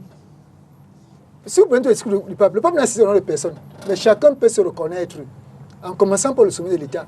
Chacun peut se reconnaître dans ce que le pape a dit. Donc il faudrait bien que il y a des mots pour parler aux gens, ce qu'on appelle l'Église de la correction fraternelle. Donc il y a des mots pour parler. Donc c'est pour ça que je vous ai donné la figure de Monseigneur King qui leur disait à ses fidèles, ne venez pas donner à l'Église le fruit, l'argent qui n'est pas le fruit de votre labeur. D'accord. Alors, finalement, Basile n'a même pas... Ne nous a même pas donné les voix de sortie. C'était pour aller dans le... Mon père, qu'est-ce qu'on fait maintenant? Mais je présume que vous allez certainement dire un mot à la suite de tout ce qui a été dit. Mais la question, pour recadrer un peu, c'est... on a tout entendu avec le pape. Qui sait, peut-être on a pris conscience, on ne l'a pas fait, mais qu'est-ce qu'on fait maintenant? Ben, sur la question de la charité, il faut qu'on... Le discours du pape à Japoma, où il a insisté sur l'image de la multiplication du pain, en précisant que le miracle se trouve dans le partage. Ce n'est pas tant dans la prière de Jésus, mais c'est plus dans le partage. C'est-à-dire, celui qui avait les 5 pains a mis à disposition ces pains pour que Dieu puisse les bénir et ainsi que tout le monde puisse avoir à manger. Je crois que la première chose à faire, selon moi, et c'est bien que ça s'est passé à Douala, la cité économique, la cité du pain. Le pain sont aussi les ressources, tout ce qui a trait au matériel. Donc la première chose qu'il y a à faire, c'est que nous réalisons le miracle du partage au Cameroun. Quand vous dites qu'il y a des... Je vous dis que les universités comme l'université catholique, ce n'est pas la seule, sont des écoles d'élite dont le fonctionnement exige un certain niveau de vie. Moi, je suis fils d'un pauvre, mais scolarisé par un riche, par le miracle du partage. Et ça, les gens peuvent le faire, parce qu'il y en a à qui Dieu a donné plus, et qui doivent ouvrir leur cœur au partage, à la solidarité. La première chose. Sur la question de comment faire, par exemple, pour scolariser les pauvres. Partager le pain que Dieu a donné à tous. Parce qu'en réalité, comme le dit Saint-Père, rien ne nous appartient en commun. Même le pouvoir qu'on a, on pense gouverner les gens, alors qu'en fait, nous sommes au service des gens. Dieu nous a mis au service de ça, première chose. La deuxième chose, c'est pour parler comme la chevalier de Bamenda, que les portes qui ont été ouvertes ne soient plus fermées. La première porte qui a été ouverte, et elle est symbolique, c'est la porte de l'aéroport de Bamenda, fermée depuis 2019. Qu'elle ne soit plus fermée. Et ça va rendre service aux Camerounais. Mais là, ça interpelle plus d'un acteur. Hein. Oui. Je veux dire aussi bien les acteurs étatiques que nous avons tous dit ici, nous avons tous compris ici que le pape s'adressait à tout à tout le monde. Donc, la deuxième chose, par exemple, à Bamenda, c'est que les portes qui ont été ouvertes, qu'elles ne soient plus fermées. Je m'adresse là, par exemple, à nos frères séparatistes. S'ils ont donné une amnistie peut-être de 3 jours parce que le pape était là, pourquoi ne pas la poursuivre en ces temps de résurrection, en ces temps de paix? 2 résurrections célébrées à Bamenda, au dit de Monseigneur Andokia. La première résurrection, c'est la résurrection du Christ, parce que nous sommes dans les temps de Pâques. La deuxième résurrection, c'est la résurrection de Bamenda. Le Christ n'est pas sorti du tombeau pour mourir de nouveau, mais pour vivre éternellement la vie ressuscitée. Bamenda n'est pas sorti de son tombeau pour rentrer dans son tombeau. Mais c'est pour se relever de manière définitive. Donc l'autre quoi après, c'est que ce relèvement soit continuel. Est-ce que vous pensez qu'il faut encore attendre toujours qu'on organise les gens peuvent se décider par leur conscience que bon, c'est bon, on a fait si c'est mal, on a crié, on a tué, on a fait comme ça. Revenons à de meilleurs sentiments. Maintenant, il faut que, à l'intérieur de l'Église, vraiment, qu'on rumine chaque jour les propos du Saint-Père. Qu'on les rumine comme le bœuf. Chaque jour, à tout moment, à tous les niveaux de la vie. Parce que les questions de solidarité, elles s'adressent aussi à l'Église. La dénonciation de la division, c'est aussi à l'Église. C'est aussi dans l'Église qu'on peut retrouver du népotisme. C'est-à-dire qu'on ne fait que la promotion des gens qui viennent de chez soi, de ses frères et amis, de ceux qui chantent son chant. Ça existe un peu partout. Donc, c'est aussi à l'intérieur de l'Église qu'on doit ruminer le message de l'Évangile. Maintenant, l'autre question, les gens qui volent et qui viennent donner l'argent à l'Église, ouais, il y a certains pères qui sont chanceux. Moi, je suis à Bonamtongo, je n'ai pas tout ça. Vous voulez recevoir les... Je suis à Bonamtongo, je n'ai pas tout ça. Quelqu'un n'est jamais venu se confesser et me dit que mon père... j'ai volé 10 millions, voilà, tu vois, pour toi. Je n'ai jamais vu ça. Mais ça n'empêche que vos collègues ou vos confrères de... Ils viendront témoigner. Ils viendront témoigner. Je dirais aux voleurs, puisqu'il y en a beaucoup, si vous avez volé, c'est une faute. Mais le fait d'avoir volé ne fait pas en sorte que vous ne soyez plus des hommes. Prenez l'exemple de Zachée dans la Bible. Le jour où Jésus est entré chez lui, Zachée était un richissime collecteur d'impôts, gros ventre comme ça. Il ne pouvait pas voir Jésus à cause de sa coûte. Le jour où Jésus entre à Jéricho, il réussit l'exploit de grimper sur un sycomore pour pouvoir apercevoir Jésus. Et Jésus lui dit, Zachée, descends de ton arbre, je viens manger, je demeure aujourd'hui chez toi, chez un pécheur. Le pape qui peut être le représentant de Jésus était entouré de plein de Zachée, de voleurs. Que ces voleurs-là, ils fassent maintenant comme Zachée. Puisque Jésus est venu demeurer chez moi, je dis, ok, voilà ce qu'il va faire désormais. J'ai volé, je remets aux pauvres ce que j'ai volé. C'est-à-dire que quoi? Ceux qui ont volé l'argent de l'État. Je ne demande pas qu'ils aillent tous en prison, ça ne serait peut-être pas la solution. Mais ils peuvent aller construire des hôpitaux dans leur village, les écoles, les forages, avec l'argent qu'ils ont volé. C'est une manière de se repentir. Robin de Bois. C'est une manière de se repentir. Ils ne viendront pas nécessairement dire au prêtre que mon père, le projet d'eau que je vois là dans notre village ici, on souffre, je prends ça parce que je vais prendre l'argent que j'ai volé. Il n'a pas besoin de dire ça. Il dit, je prends ça, c'est ma pénitence. C'est ma dîme, je transforme ma dîme en un forage. Ce n'est pas la dîme. Disons-le comme ça. Je peux encore comprendre la pénitence, mais pas la dîme. Disons-le comme ça. Je transforme le fruit de mon vol en un acte de charité. Vous pensez qu'un geste comme celui-là, qui pour moi est apparenté à celui de Zachée, il ne serait pas admirable? C'est en cela que nous devons donc ruminer le message du Saint-Père. Quand je dis nous donc, nous les hommes d'église, mais nous aussi, les fidèles laïcs, qui sommes dans la gouvernance, impliqués dans la corruption, dans la mauvaise gestion de la chose publique. Et là, ça n'épargne personne. Je suis tout à fait d'accord avec vous. Ce n'est pas le procès de l'Église sur les gouvernants. C'est une prise de conscience collective et individuelle. Parce que le pape dit que la question de paix, elle est une question personnelle et institutionnelle. Parce qu'on va beaucoup tendre la main sur l'institution qu'on appelle l'Église ou alors l'institution qu'on appelle l'État, alors qu'il y a l'individu. Vous le disiez bien, professeur. Moi qui suis là, moi, Bakaba, qu'est-ce que je suis là? Qu'est-ce que je fais? Des biens de l'Église, par exemple, puisque j'ai accès aux biens de l'Église. Qu'est-ce que j'en fais? Est-ce que c'est pour le bien des ouailles qui sont là? Et je pense que si chacun venait à faire cet examen de conscience, même à un niveau individuel ou familial, les choses se porteraient beaucoup mieux au Cameroun et on pourrait dire que la visite du Saint-Père nous a apporté quelque chose de bien. Profitons, chers Camerounais, de surfer sur cet enseignement-là. On attend quoi? Que Jésus descende du ciel et dise que me voici. Et encore. Que me voici pour que les choses changent. Et encore. Il y a la parabole de Lazare. Oui, quelqu'un va rester entre les morts. Ils ne croiront pas. Ils ont les prêtres, ils ont les prophètes, ils ont Moïse, ils ont le pape Léon XIV. Chers Camerounais, si le pape Léon XIV, sa venue parmi nous, ne nous amène pas à changer, je crois qu'il faudra attendre des temps de l'Apocalypse cette fois-ci. Et cet Apocalypse pourrait signifier que qu'on balaye tous les dirigeants, c'est-à-dire en commençant même par les évêques, dans l'église. Et on disait donc que c'est une génération qui a échoué, c'est-à-dire de l'église jusqu'aux États. C'est-à-dire les ministres, le président de la République, les gouverneurs, préfets et tout ça, tous ceux qui avaient, tout ce bal de pécheurs qui avait là derrière le pape. Qu'on balaye tout ce monde et qu'on recommence à zéro. Mais c'est pas vers ça, c'est pas ça le message du souverain pontife. On ne peut faire qu'avec ce qu'on a. Pas que le peuple nous invite à faire avec ce que nous avons. Il nous dit que la solution est entre nos mains. Il ne faut pas l'attendre ailleurs. Les gens de Bamenda, la paix est entre vos mains. C'est à vous d'être les acteurs premiers de votre paix. Il dit aux jeunes, l'avenir est entre vos mains. C'est maintenant, ce n'est pas le futur. Vous n'êtes pas les acteurs du futur de l'avenir. Vous êtes les acteurs du maintenant de Dieu. C'est maintenant le temps de la paix. Ce n'est pas demain. Time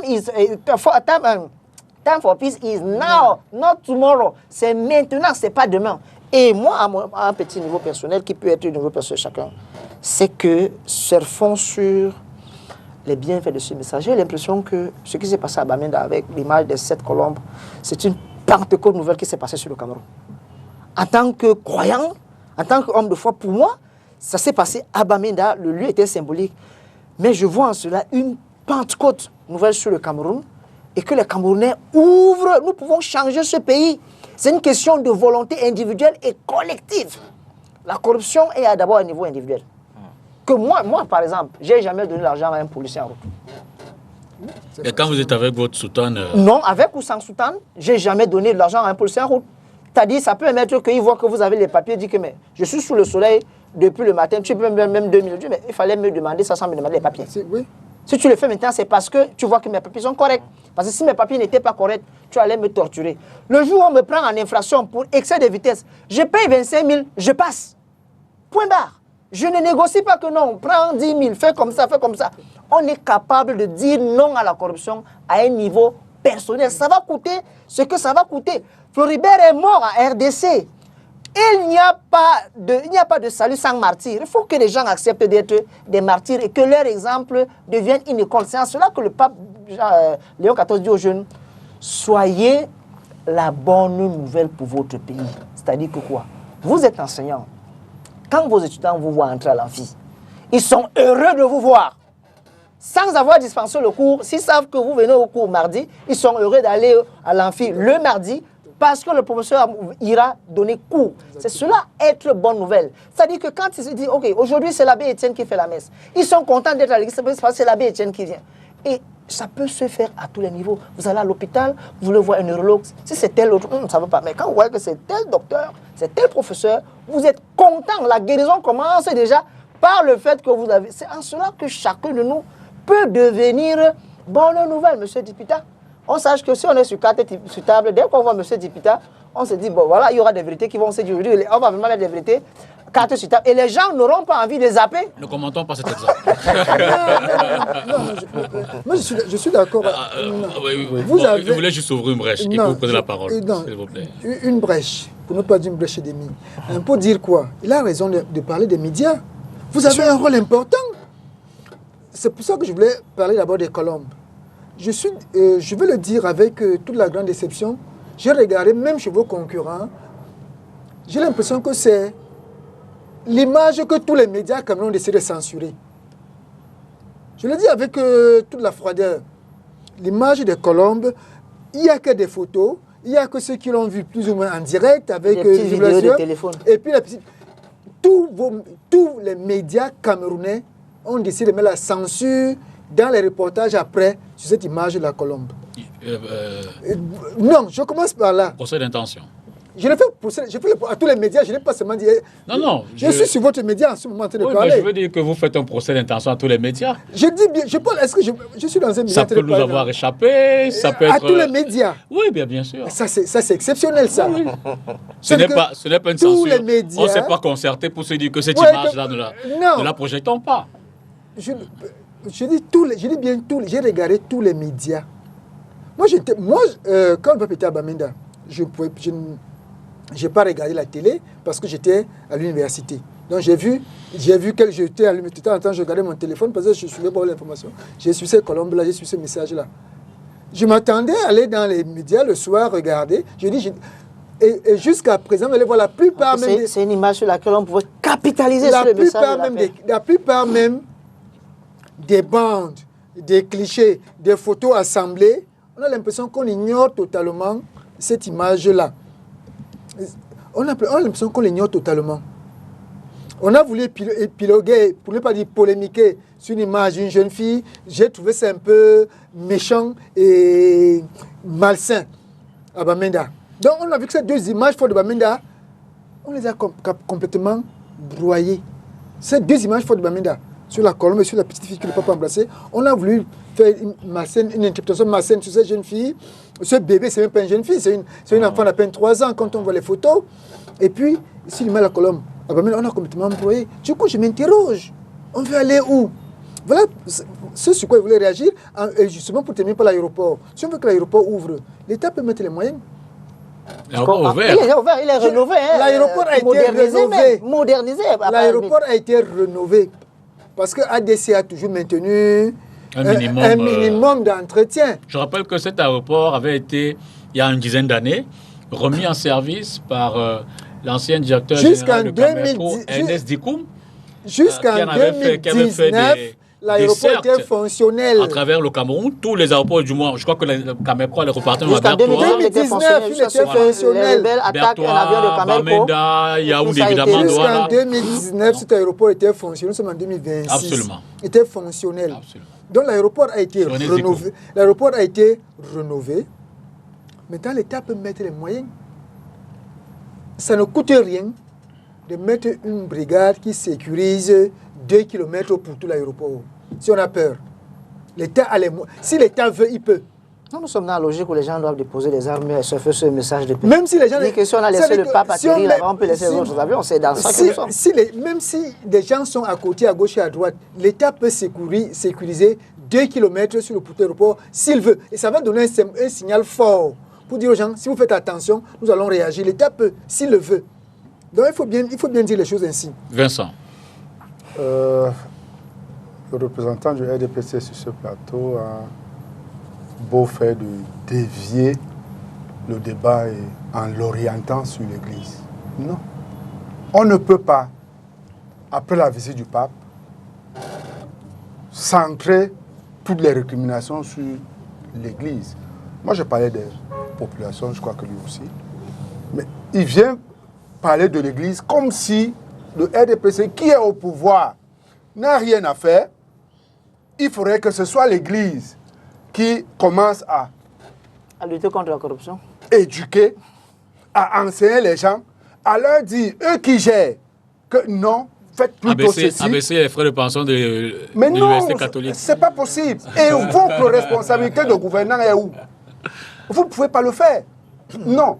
Après le passage du pape, prenez donc conscience de ce que vous avez des responsabilités. Que vous êtes là, pas pour vous, mais vous êtes là pour servir. Et mettez-vous au service des populations. En posant les actes qu'il faut. En abandonnant la corruption, le favoritisme et tout ce qu'on a décrié ici. Vous ne pouvez pas laisser les populations dans la paupérisation telle que c'est le cas. J'ai parlé là tout à l'heure. Des gens qui vont se remettre en route. Nous avons vu les poubelles qu'on a dégagées. Mais 2 semaines plus tard, les poubelles vont revenir. Non. Il ne faudrait plus qu'on revienne dans l'état post-ante. Il faudrait qu'on puisse avancer. Nous avons eu la preuve que s'il y a la volonté politique, les lignes peuvent bouger. Les Camerounais peuvent mieux vivre. Et ceux qui sont au pouvoir actuellement, c'est les militants du RDPC. Et donc, il faut que la responsabilité est première et principale dans ce qui va se passer à partir de maintenant. Nous avons vu ce qui s'est passé du côté de Bamenda. Mais c'est vous qui avez ce pays-ci. C'est vous qui gérez ce pays. Mais entretenez donc cet espoir de dialogue. Que le président de la République descende donc à Bamenda. Lui qui n'y est jamais allé de 2016 à maintenant. On a réclamé qu'il y descende, il n'est jamais parti. Le pape a ouvert la route. Qu'il suive donc cette démarche-là au moins. Alors, les séparatistes, je l'ai dit ici tout à l'heure, c'est sûr, il y a eu des passerelles de dialogue avec ces garçons. Mais alors, il faut donc entretenir cela. Et les évêques qui sont sur le terrain ont commencé un travail de fond. Il faudrait que ça continue. Ceux qui sont retenus, on peut commencer à les libérer. Donc il y a plein de choses dont vous ne pouvez pas vous passer et croire que toute la responsabilité, c'est à rejeter au niveau de l'Église. Non, c'est vous qui dirigez ce pays et vous avez la responsabilité première. C'est la précision que je voulais apporter là plus tard. Vas-y. Oui, je pense que le grand frère a voulu faire du politiquement.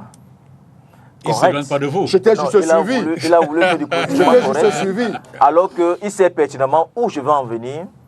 Parce que ce que vous avez décrit là, je n'ai pas éludé cela, hein, mais j'ai dit la responsabilité morale prime sur la responsabilité physique. La responsabilité morale, c'est qui l'entretient. Qui en est garant? Qui en est garant. Et le pape a été celui-là qui a parlé. Et son message ne se limite pas simplement aux gouvernants. Ça transcende les entités.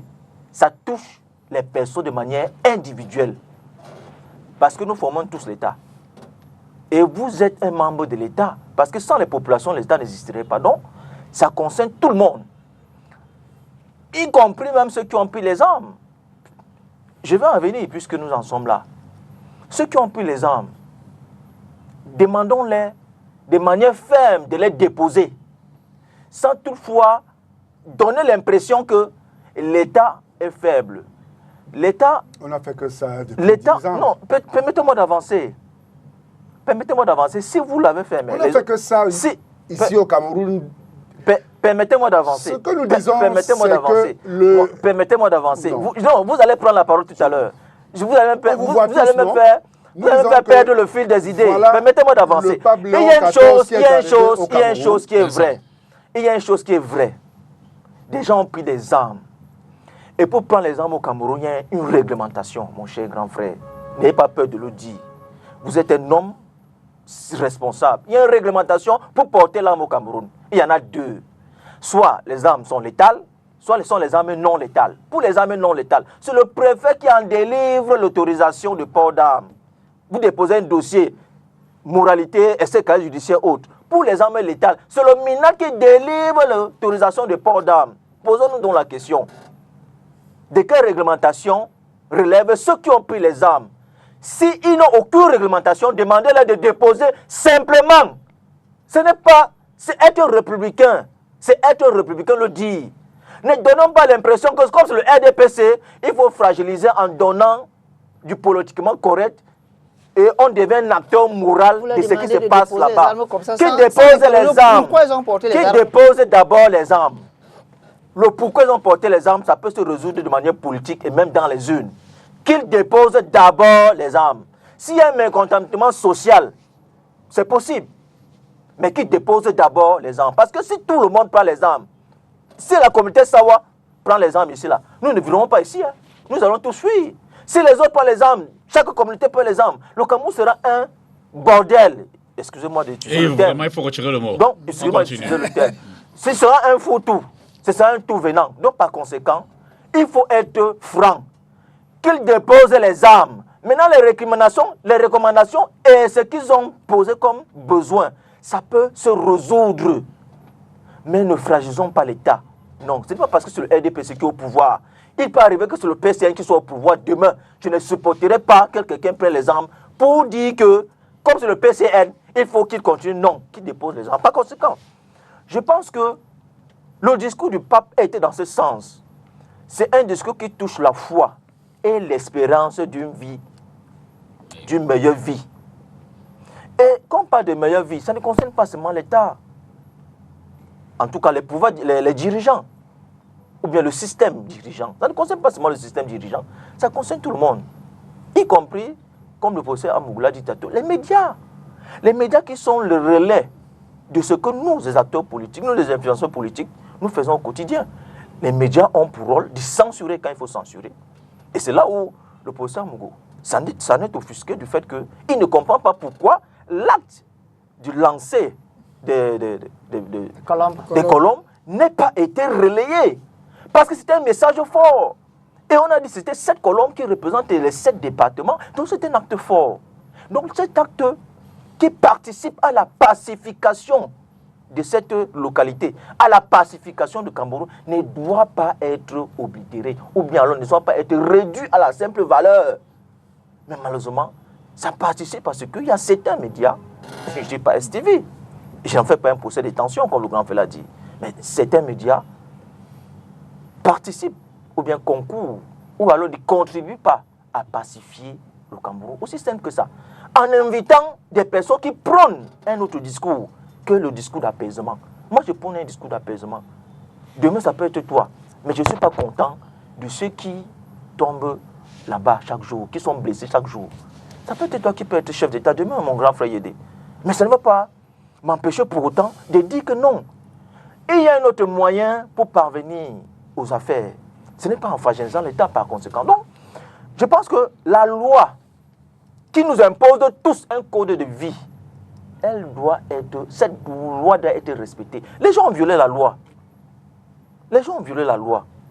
Et c'est ce qui a entraîné un certain nombre de dérapages. Donc, il faut donc qu'on appelle ces personnes qui ont violé la loi à revenir dans l'orthodoxie républicaine. Par conséquent, à reconnaître que dans le cadre d'une élection présidentielle, lorsque le Conseil constitutionnel, par exemple, je ne veux pas revenir sur l'élection présidentielle, mais c'est une fenêtre que vous ouvrez là. Lorsque le Conseil constitutionnel, qui est l'organe qui a été reconnu par tout le monde, au niveau de l'Assemblée nationale, qui est la représentativité de l'État, je pense sur ce principe-là, qui représente l'État, qui représente les populations autant pour moi, a donné quitus, a donné l'onction, on doit s'aligner.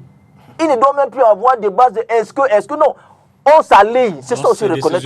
Il dit qu'on s'aligne. On s'aligne. Et il ne doit plus avoir une contestation possible. Non, parce que toutes les contestations. Camarades dans la sphère globale politique. Voilà, parce que toutes les politiques sont des camarades, c'est ce que je dis. Parce que toutes les contestations. Nous sommes tous des confrères. Oui.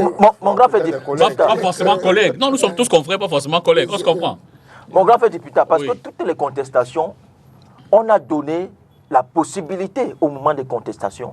Toutes les contestations ont été vidées par le Conseil constitutionnel qui est l'organe en charge du contentieux électoral. Parce qu'il n'y a plus de contestation possible. Après, on s'aligne devant le chef de l'État. Par conséquent, il faut donc qu'on accompagne. On accompagne celui qui a été désigné par le peuple camerounais. Les organes ne sont pas indépendants, ils sont corrompus. La corruption est même institutionnelle à ce niveau. Permettez-moi d'avancer. Permettez-moi d'avancer. Permettez-moi d'avancer. Permettez-moi de chuter. J'ai envie de chuter. Donc, il faut donc qu'on accompagne celui qui a été choisi par le peuple camerounais. Et le moment venu, il y aura une autre élection. D'accord. Mon père, on a très peu parlé de la dimension spirituelle de ce voyage papal. Que ce soit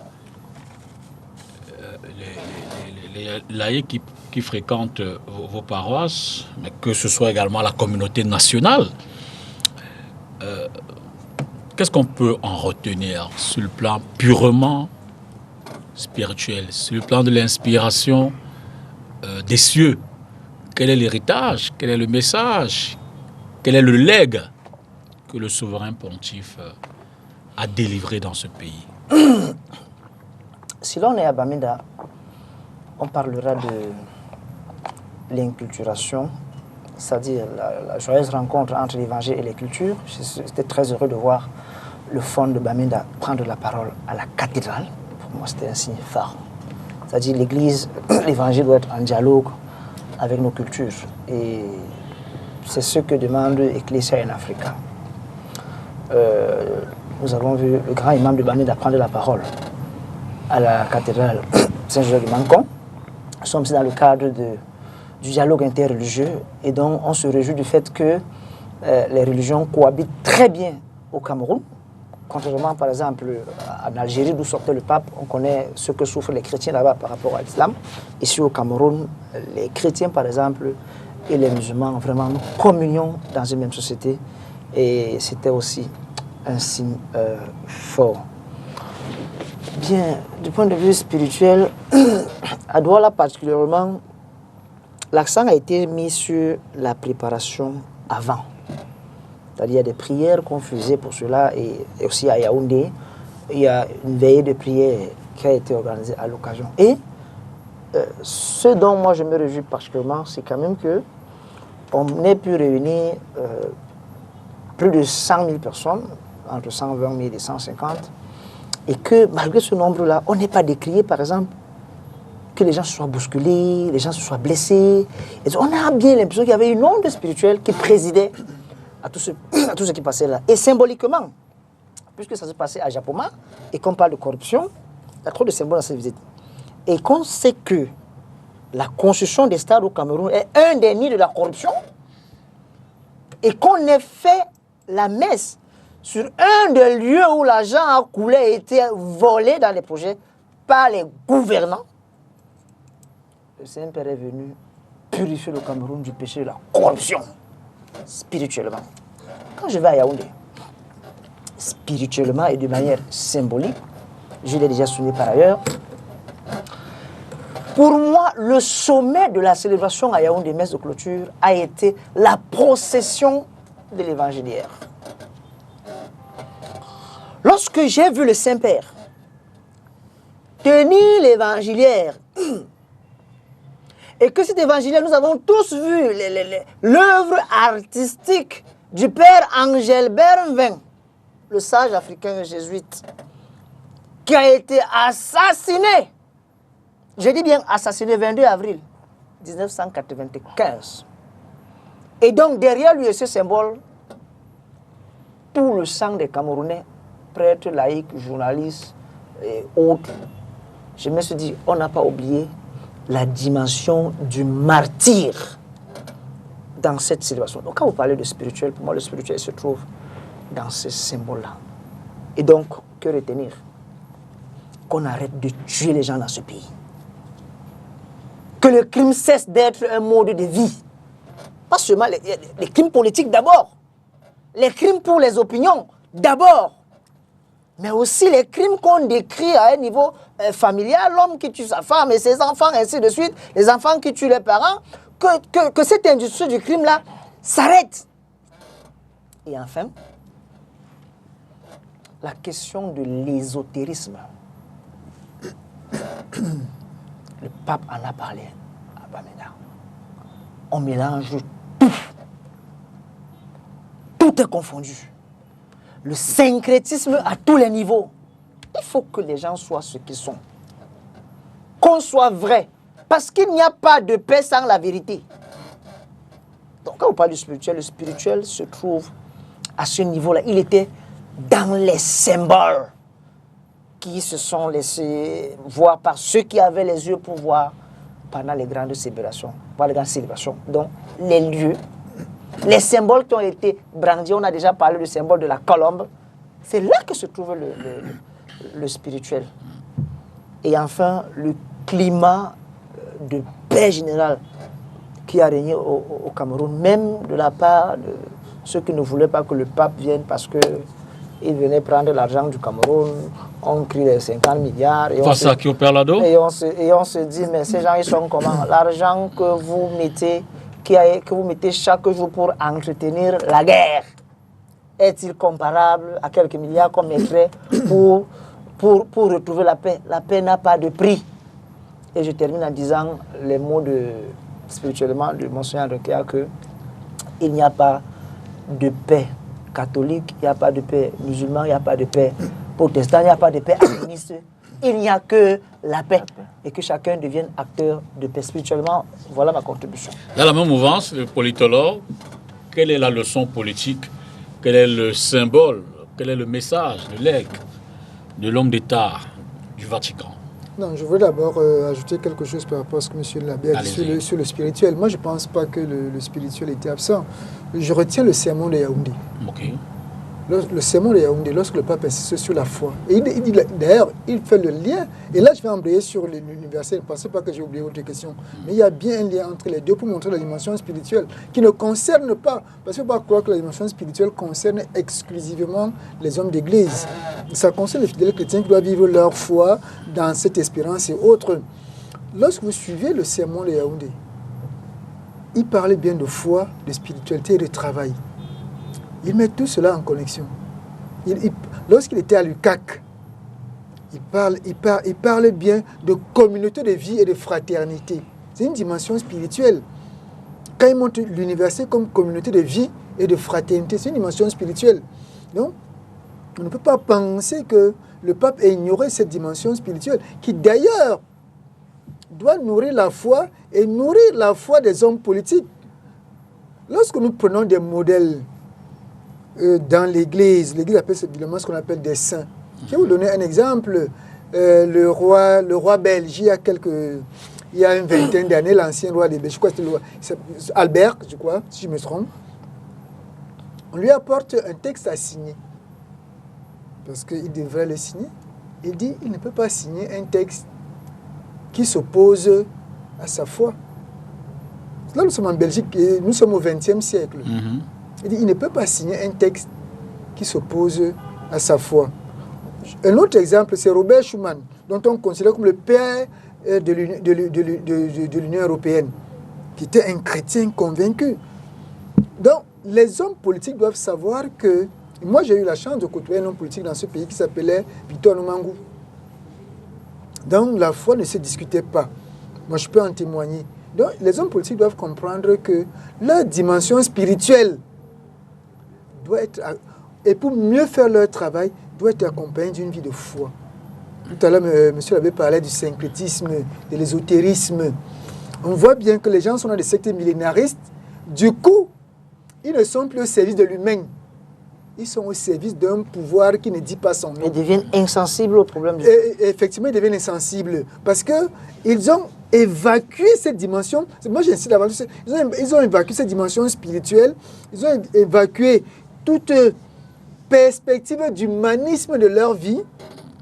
Du coup, quand ils prennent des décisions, quand ils sont assis pour penser, ils ne pensent pas pour l'être humain. Ils pensent d'abord pour eux-mêmes. Moi, mais. C'est-à-dire qu'on pense à soi, on ne pense pas aux autres. Donc l'homme politique doit nourrir sa foi. Et l'Église catholique, à ce sens, on peut tirer sur les éclats si on veut, mais l'Église a donné des instruments. Le premier instrument que l'Église a donné quand même à ce pays, et c'est, même si tout à l'heure, je regrette le fait que l'université catholique coûte cher, on va quand même se rendre compte que les premiers, et ça transcende l'Église catholique, les premières institutions de formation de ce pays, c'est, vous allez dans le nord, vous avez le collège Mazeno. Si vous pouvez descendre jusqu'au sud, vous allez trouver, il y a des villages au Cameroun aujourd'hui, s'il n'y a pas une école catholique, les enfants ne vont pas à l'école. Allez à Marienberg, c'est une école d'à peine 10 enfants, mais l'école tient parce que l'église est là. Pourtant, il y a la mairie de Mouanko. Donc vous voyez un peu, donc on ne peut pas dire, donc les hommes politiques doivent également nourrir leur vie spirituelle s'ils veulent être au service de la société. S'ils veulent être au service de la société, ils doivent avoir une vie spirituelle qui est forte pour résister aux tentations du monde. Donc l'homme politique, le pape est un homme d'État, donc il a eu un discours d'homme d'État, c'était très bien construit, il y a eu tout le protocole avec tous les symboles, sa garde et tout ce que nous avons pu voir. Mais il n'a jamais évacué qu'en tant qu'homme d'État, il a un pouvoir moral. Et c'est pour cela que nous sommes ici à débat de ces textes. Pour moi, ce sont j'insiste encore, ce sont des documents de travail que le pape nous a laissés. Donc, c'est à nous de nous en approprier. C'est aux hommes politiques de prendre conscience. Il ne s'agit pas seulement de dire j'ai été à côté du pape, j'aurai ma belle photo qui sera affichée en gros portrait à la maison. Non. Il se dit j'ai eu l'occasion de prendre une parole qui m'amène à changer, que désormais, je vais me mettre au service de la population. C'est pour ça que j'ai pris l'exemple de la route qu'on a fait en 10 jours. Le pape nous a fait comprendre qu'ils ne sont pas bêtes. Nous sommes capables du meilleur. On a fait une route en 10 jours au Cameroun. C'est quand même exceptionnel. On n'arrive pas à faire une autoroute. On n'arrive pas à finir une bretelle pour la sortie de la ville. Messie à Tangana. Vous dites La route que tu as et Messie à Tangana. Oui, peu importe qu'ils aient bagarré ou pas, on a réussi à faire une route en 10 jours. Moi, je ne vais pas entrer dans cette polémique. C'est pour me dire que même si... Ça veut dire qu'on peut même bagarrer sur du vrai, à condition que tu sois conscient. Moi, je ne vais pas entrer dans la polémique entre Madame le maire et Madame la ministre et Monsieur le maire. Non, je ne vais pas dans cette polémique. Encore qu'ils font la polémique pour le bien-être des Camerounais. Ce n'est pas mauvais. Qu'ils les fassent. Qu'ils les fassent. On a réussi à faire une route en 10 jours au Cameroun. Si on ne peut pas tirer cela comme exemple sur le plan politique, alors pour moi, on n'aura rien compris. L'entrée est de Douala est finalement ouverte. Oui, l'entrée n'est pas terminée, mais elle est ouverte. Donc ça veut dire qu'on peut produire quelque chose de bien. On peut produire quelque chose de bien. Je n'ai pas envie de polémiquer sur les médias parce que je ne suis pas sur ces médias-là. Mais on a quand même vu, pour ceux qui étaient dans les stades, on avait la sonorisation. Personne ne se plaint que le son, ceux qui étaient sur place, sur les lieux, pour une fois que vous avez été sur les lieux. Autre exemple, on a vu les policiers disciplinés. Moi, j'étais en route pour voir... Aucune violence. Moi, je n'étais pas à la messe. Mais moi, j'ai vu le pape passer parce que j'étais à bordure de route. Je suis allé me mettre en bordure de route avec des enfants pour voir le pape. J'ai dit, on va voir le pape. Moi, je l'ai vu. J'étais en bordure de route quand il passait dans la voiture, quand il revenait du stade de Japoma. On a vu les policiers disciplinés. Aucune violence policière. Hein? On a vu, tout à l'heure je parlais de la petite fille de Bamenda, on a vu la garde présidentielle qui était associée à la garde suisse. Leur comportement avec le pape n'est pas souvent celui qu'ils ont qu'un avec le président de la République. On avait l'impression que même ils étaient transformés. Ils étaient gentils, ils étaient moins... Ils ont compris la nature de moins l'événement. teigneux. Si on ne peut pas tirer de ce type d'enseignement, nos policiers ont appris à gérer les foules. Regardez, tout à l'heure, ceux qui étaient à Bamenda, à la messe, ceux qui étaient à Yaoundé, les gens étaient à Japoma. Il n'y a pas eu de bousculade. Zéro bousculade.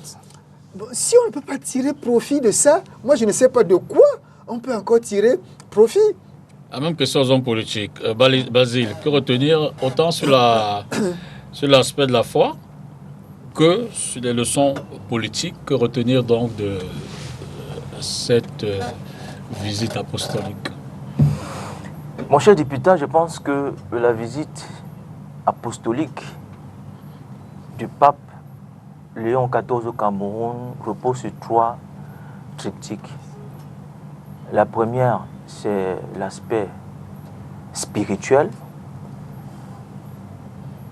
L'Église catholique a un contingent aussi important de fidèles catholiques romains au Cameroun, de l'ordre, je pense, de 30% à 35% de la population, ce qui fait un chiffre d'environ 10 millions de chrétiens fidèles. Donc il était important de venir communier, n'est-ce pas, avec les fidèles chrétiens en tant que bergers et renforcer la foi de l'Église au sein, n'est-ce pas, de ces fidèles. Le deuxième élément, c'est sur le plan diplomatique. Le pape était aligné sur le préambule de la Constitution qui dispose que le Cameroun était un État laïque, démocratique et social. Laïque, pourquoi? Parce que nous avons vu, lors de la tournée du pape, être accompagné de pratiquement toutes les obédiences religieuses. Bon, pour être un peu plus simpliste, les obédiences les plus en vogue, à savoir les chrétiens, les musulmans, à savoir les pentecôtistes, nous avons vu, et autres. Donc cela montre à suffisance que le pape est en droite ligne avec la constitution de la République et que cette visite diplomatique s'inscrit, n'est-ce pas, dans un cadre dans de bonnes relations bilatérales entre le Cameroun, notamment entre le Cameroun et le Vatican, notamment l'accord cadre du 13 janvier 2014 qui réunit le Cameroun sur 9 points et le Vatican sur 9 points. Le dernier point, c'est l'aspect socio-politique. Le pape est venu parler, n'est-ce pas, pour les personnes vulnérables. Il a tenu le message de la paix, il a tenu le message de l'équité sociale, il a tenu le message, n'est-ce pas, de la justice sociale aussi. Et cela interpelle forcément les gouvernants à faire un effort considérable pour résoudre les problèmes sociaux que mène le Cameroun. Par conséquent, je crois que c'est une visite qui a marqué un tournant très fort dans la diplomatie entre le Cameroun et le Vatican. Vincent Yédé. Je vais m'appuyer sur les déclarations de M. l'abbé ici, qui nous a informé de ce que c'est l'Église, n'est-ce pas, qui a décidé d'inviter le pape et puis en a informé les autorités de ce pays qui ont accepté et validé cette visite. Et nous savons tout le rôle que joue l'Église pour ce qui est de la résolution de la crise anglophone. Nous les avons vus au four et au moulin Et l'objectif principal qui transparaît était que la paix puisse définitivement revenir au niveau de la partie anglophone de notre pays. C'est pour cela que je voudrais espérer que notre État saisisse, n'est-ce pas, cette pêche qui lui a été tendue, n'est-ce pas, pour renouer le dialogue avec nos compatriotes de ce côté-là. Peut-être enfin voir le chef de l'État descendre à ce niveau-là pour restaurer finalement cette confiance qui était perdue. Et rassurer ici, M. Etogo, que la position du PCN est connue pour ce qui est de la crise anglophone, parce que vous avez semblé nous coller une étiquette qui n'est pas la nôtre. Nous avons toujours été aux côtés des institutions, nous avons toujours soutenu l'État du Cameroun. Donc, il n'est pas question de voir à travers mes propos un soutien tacite, n'est-ce pas, de ma personne ou de notre parti vis-à-vis des séparatistes. Mais je souhaitais tout simplement que vraiment, d'ailleurs notre président l'a dit, même s'il faut organiser un deuxième dialogue, un troisième ou un quatrième, c'est le lieu, c'est le moment de le faire pour que la paix revienne enfin. Merci infiniment à vous, messieurs, même s'il faut préciser que sur le plan strictement protocolaire, le pape bénéficie toujours de 2 invitations officielles, celle de l'État et celle de l'église locale. Monsieur, vraiment merci d'avoir contribué à ce débat qui arrive à son terme. Ce débat met donc en lumière une réalité qui s'est peut-être dérangeante. Les paroles du pape ne sont pas de simples paroles spirituelles, elles résonnent comme un miroir tenu à notre société, la société camerounaise, à ses dirigeants, mais aussi à chaque citoyen. Entre attentes politiques, institutions questionnées et crises persistantes, une évidence impose. Le Cameroun est à un tournant. Reste à savoir si ce tournant sera celui du changement ou celui de la continuité. Merci à vous d'avoir suivi Cactus sur Table ce soir. Mardi prochain, nous serons encore là pour un autre débat. Bonsoir et à mardi.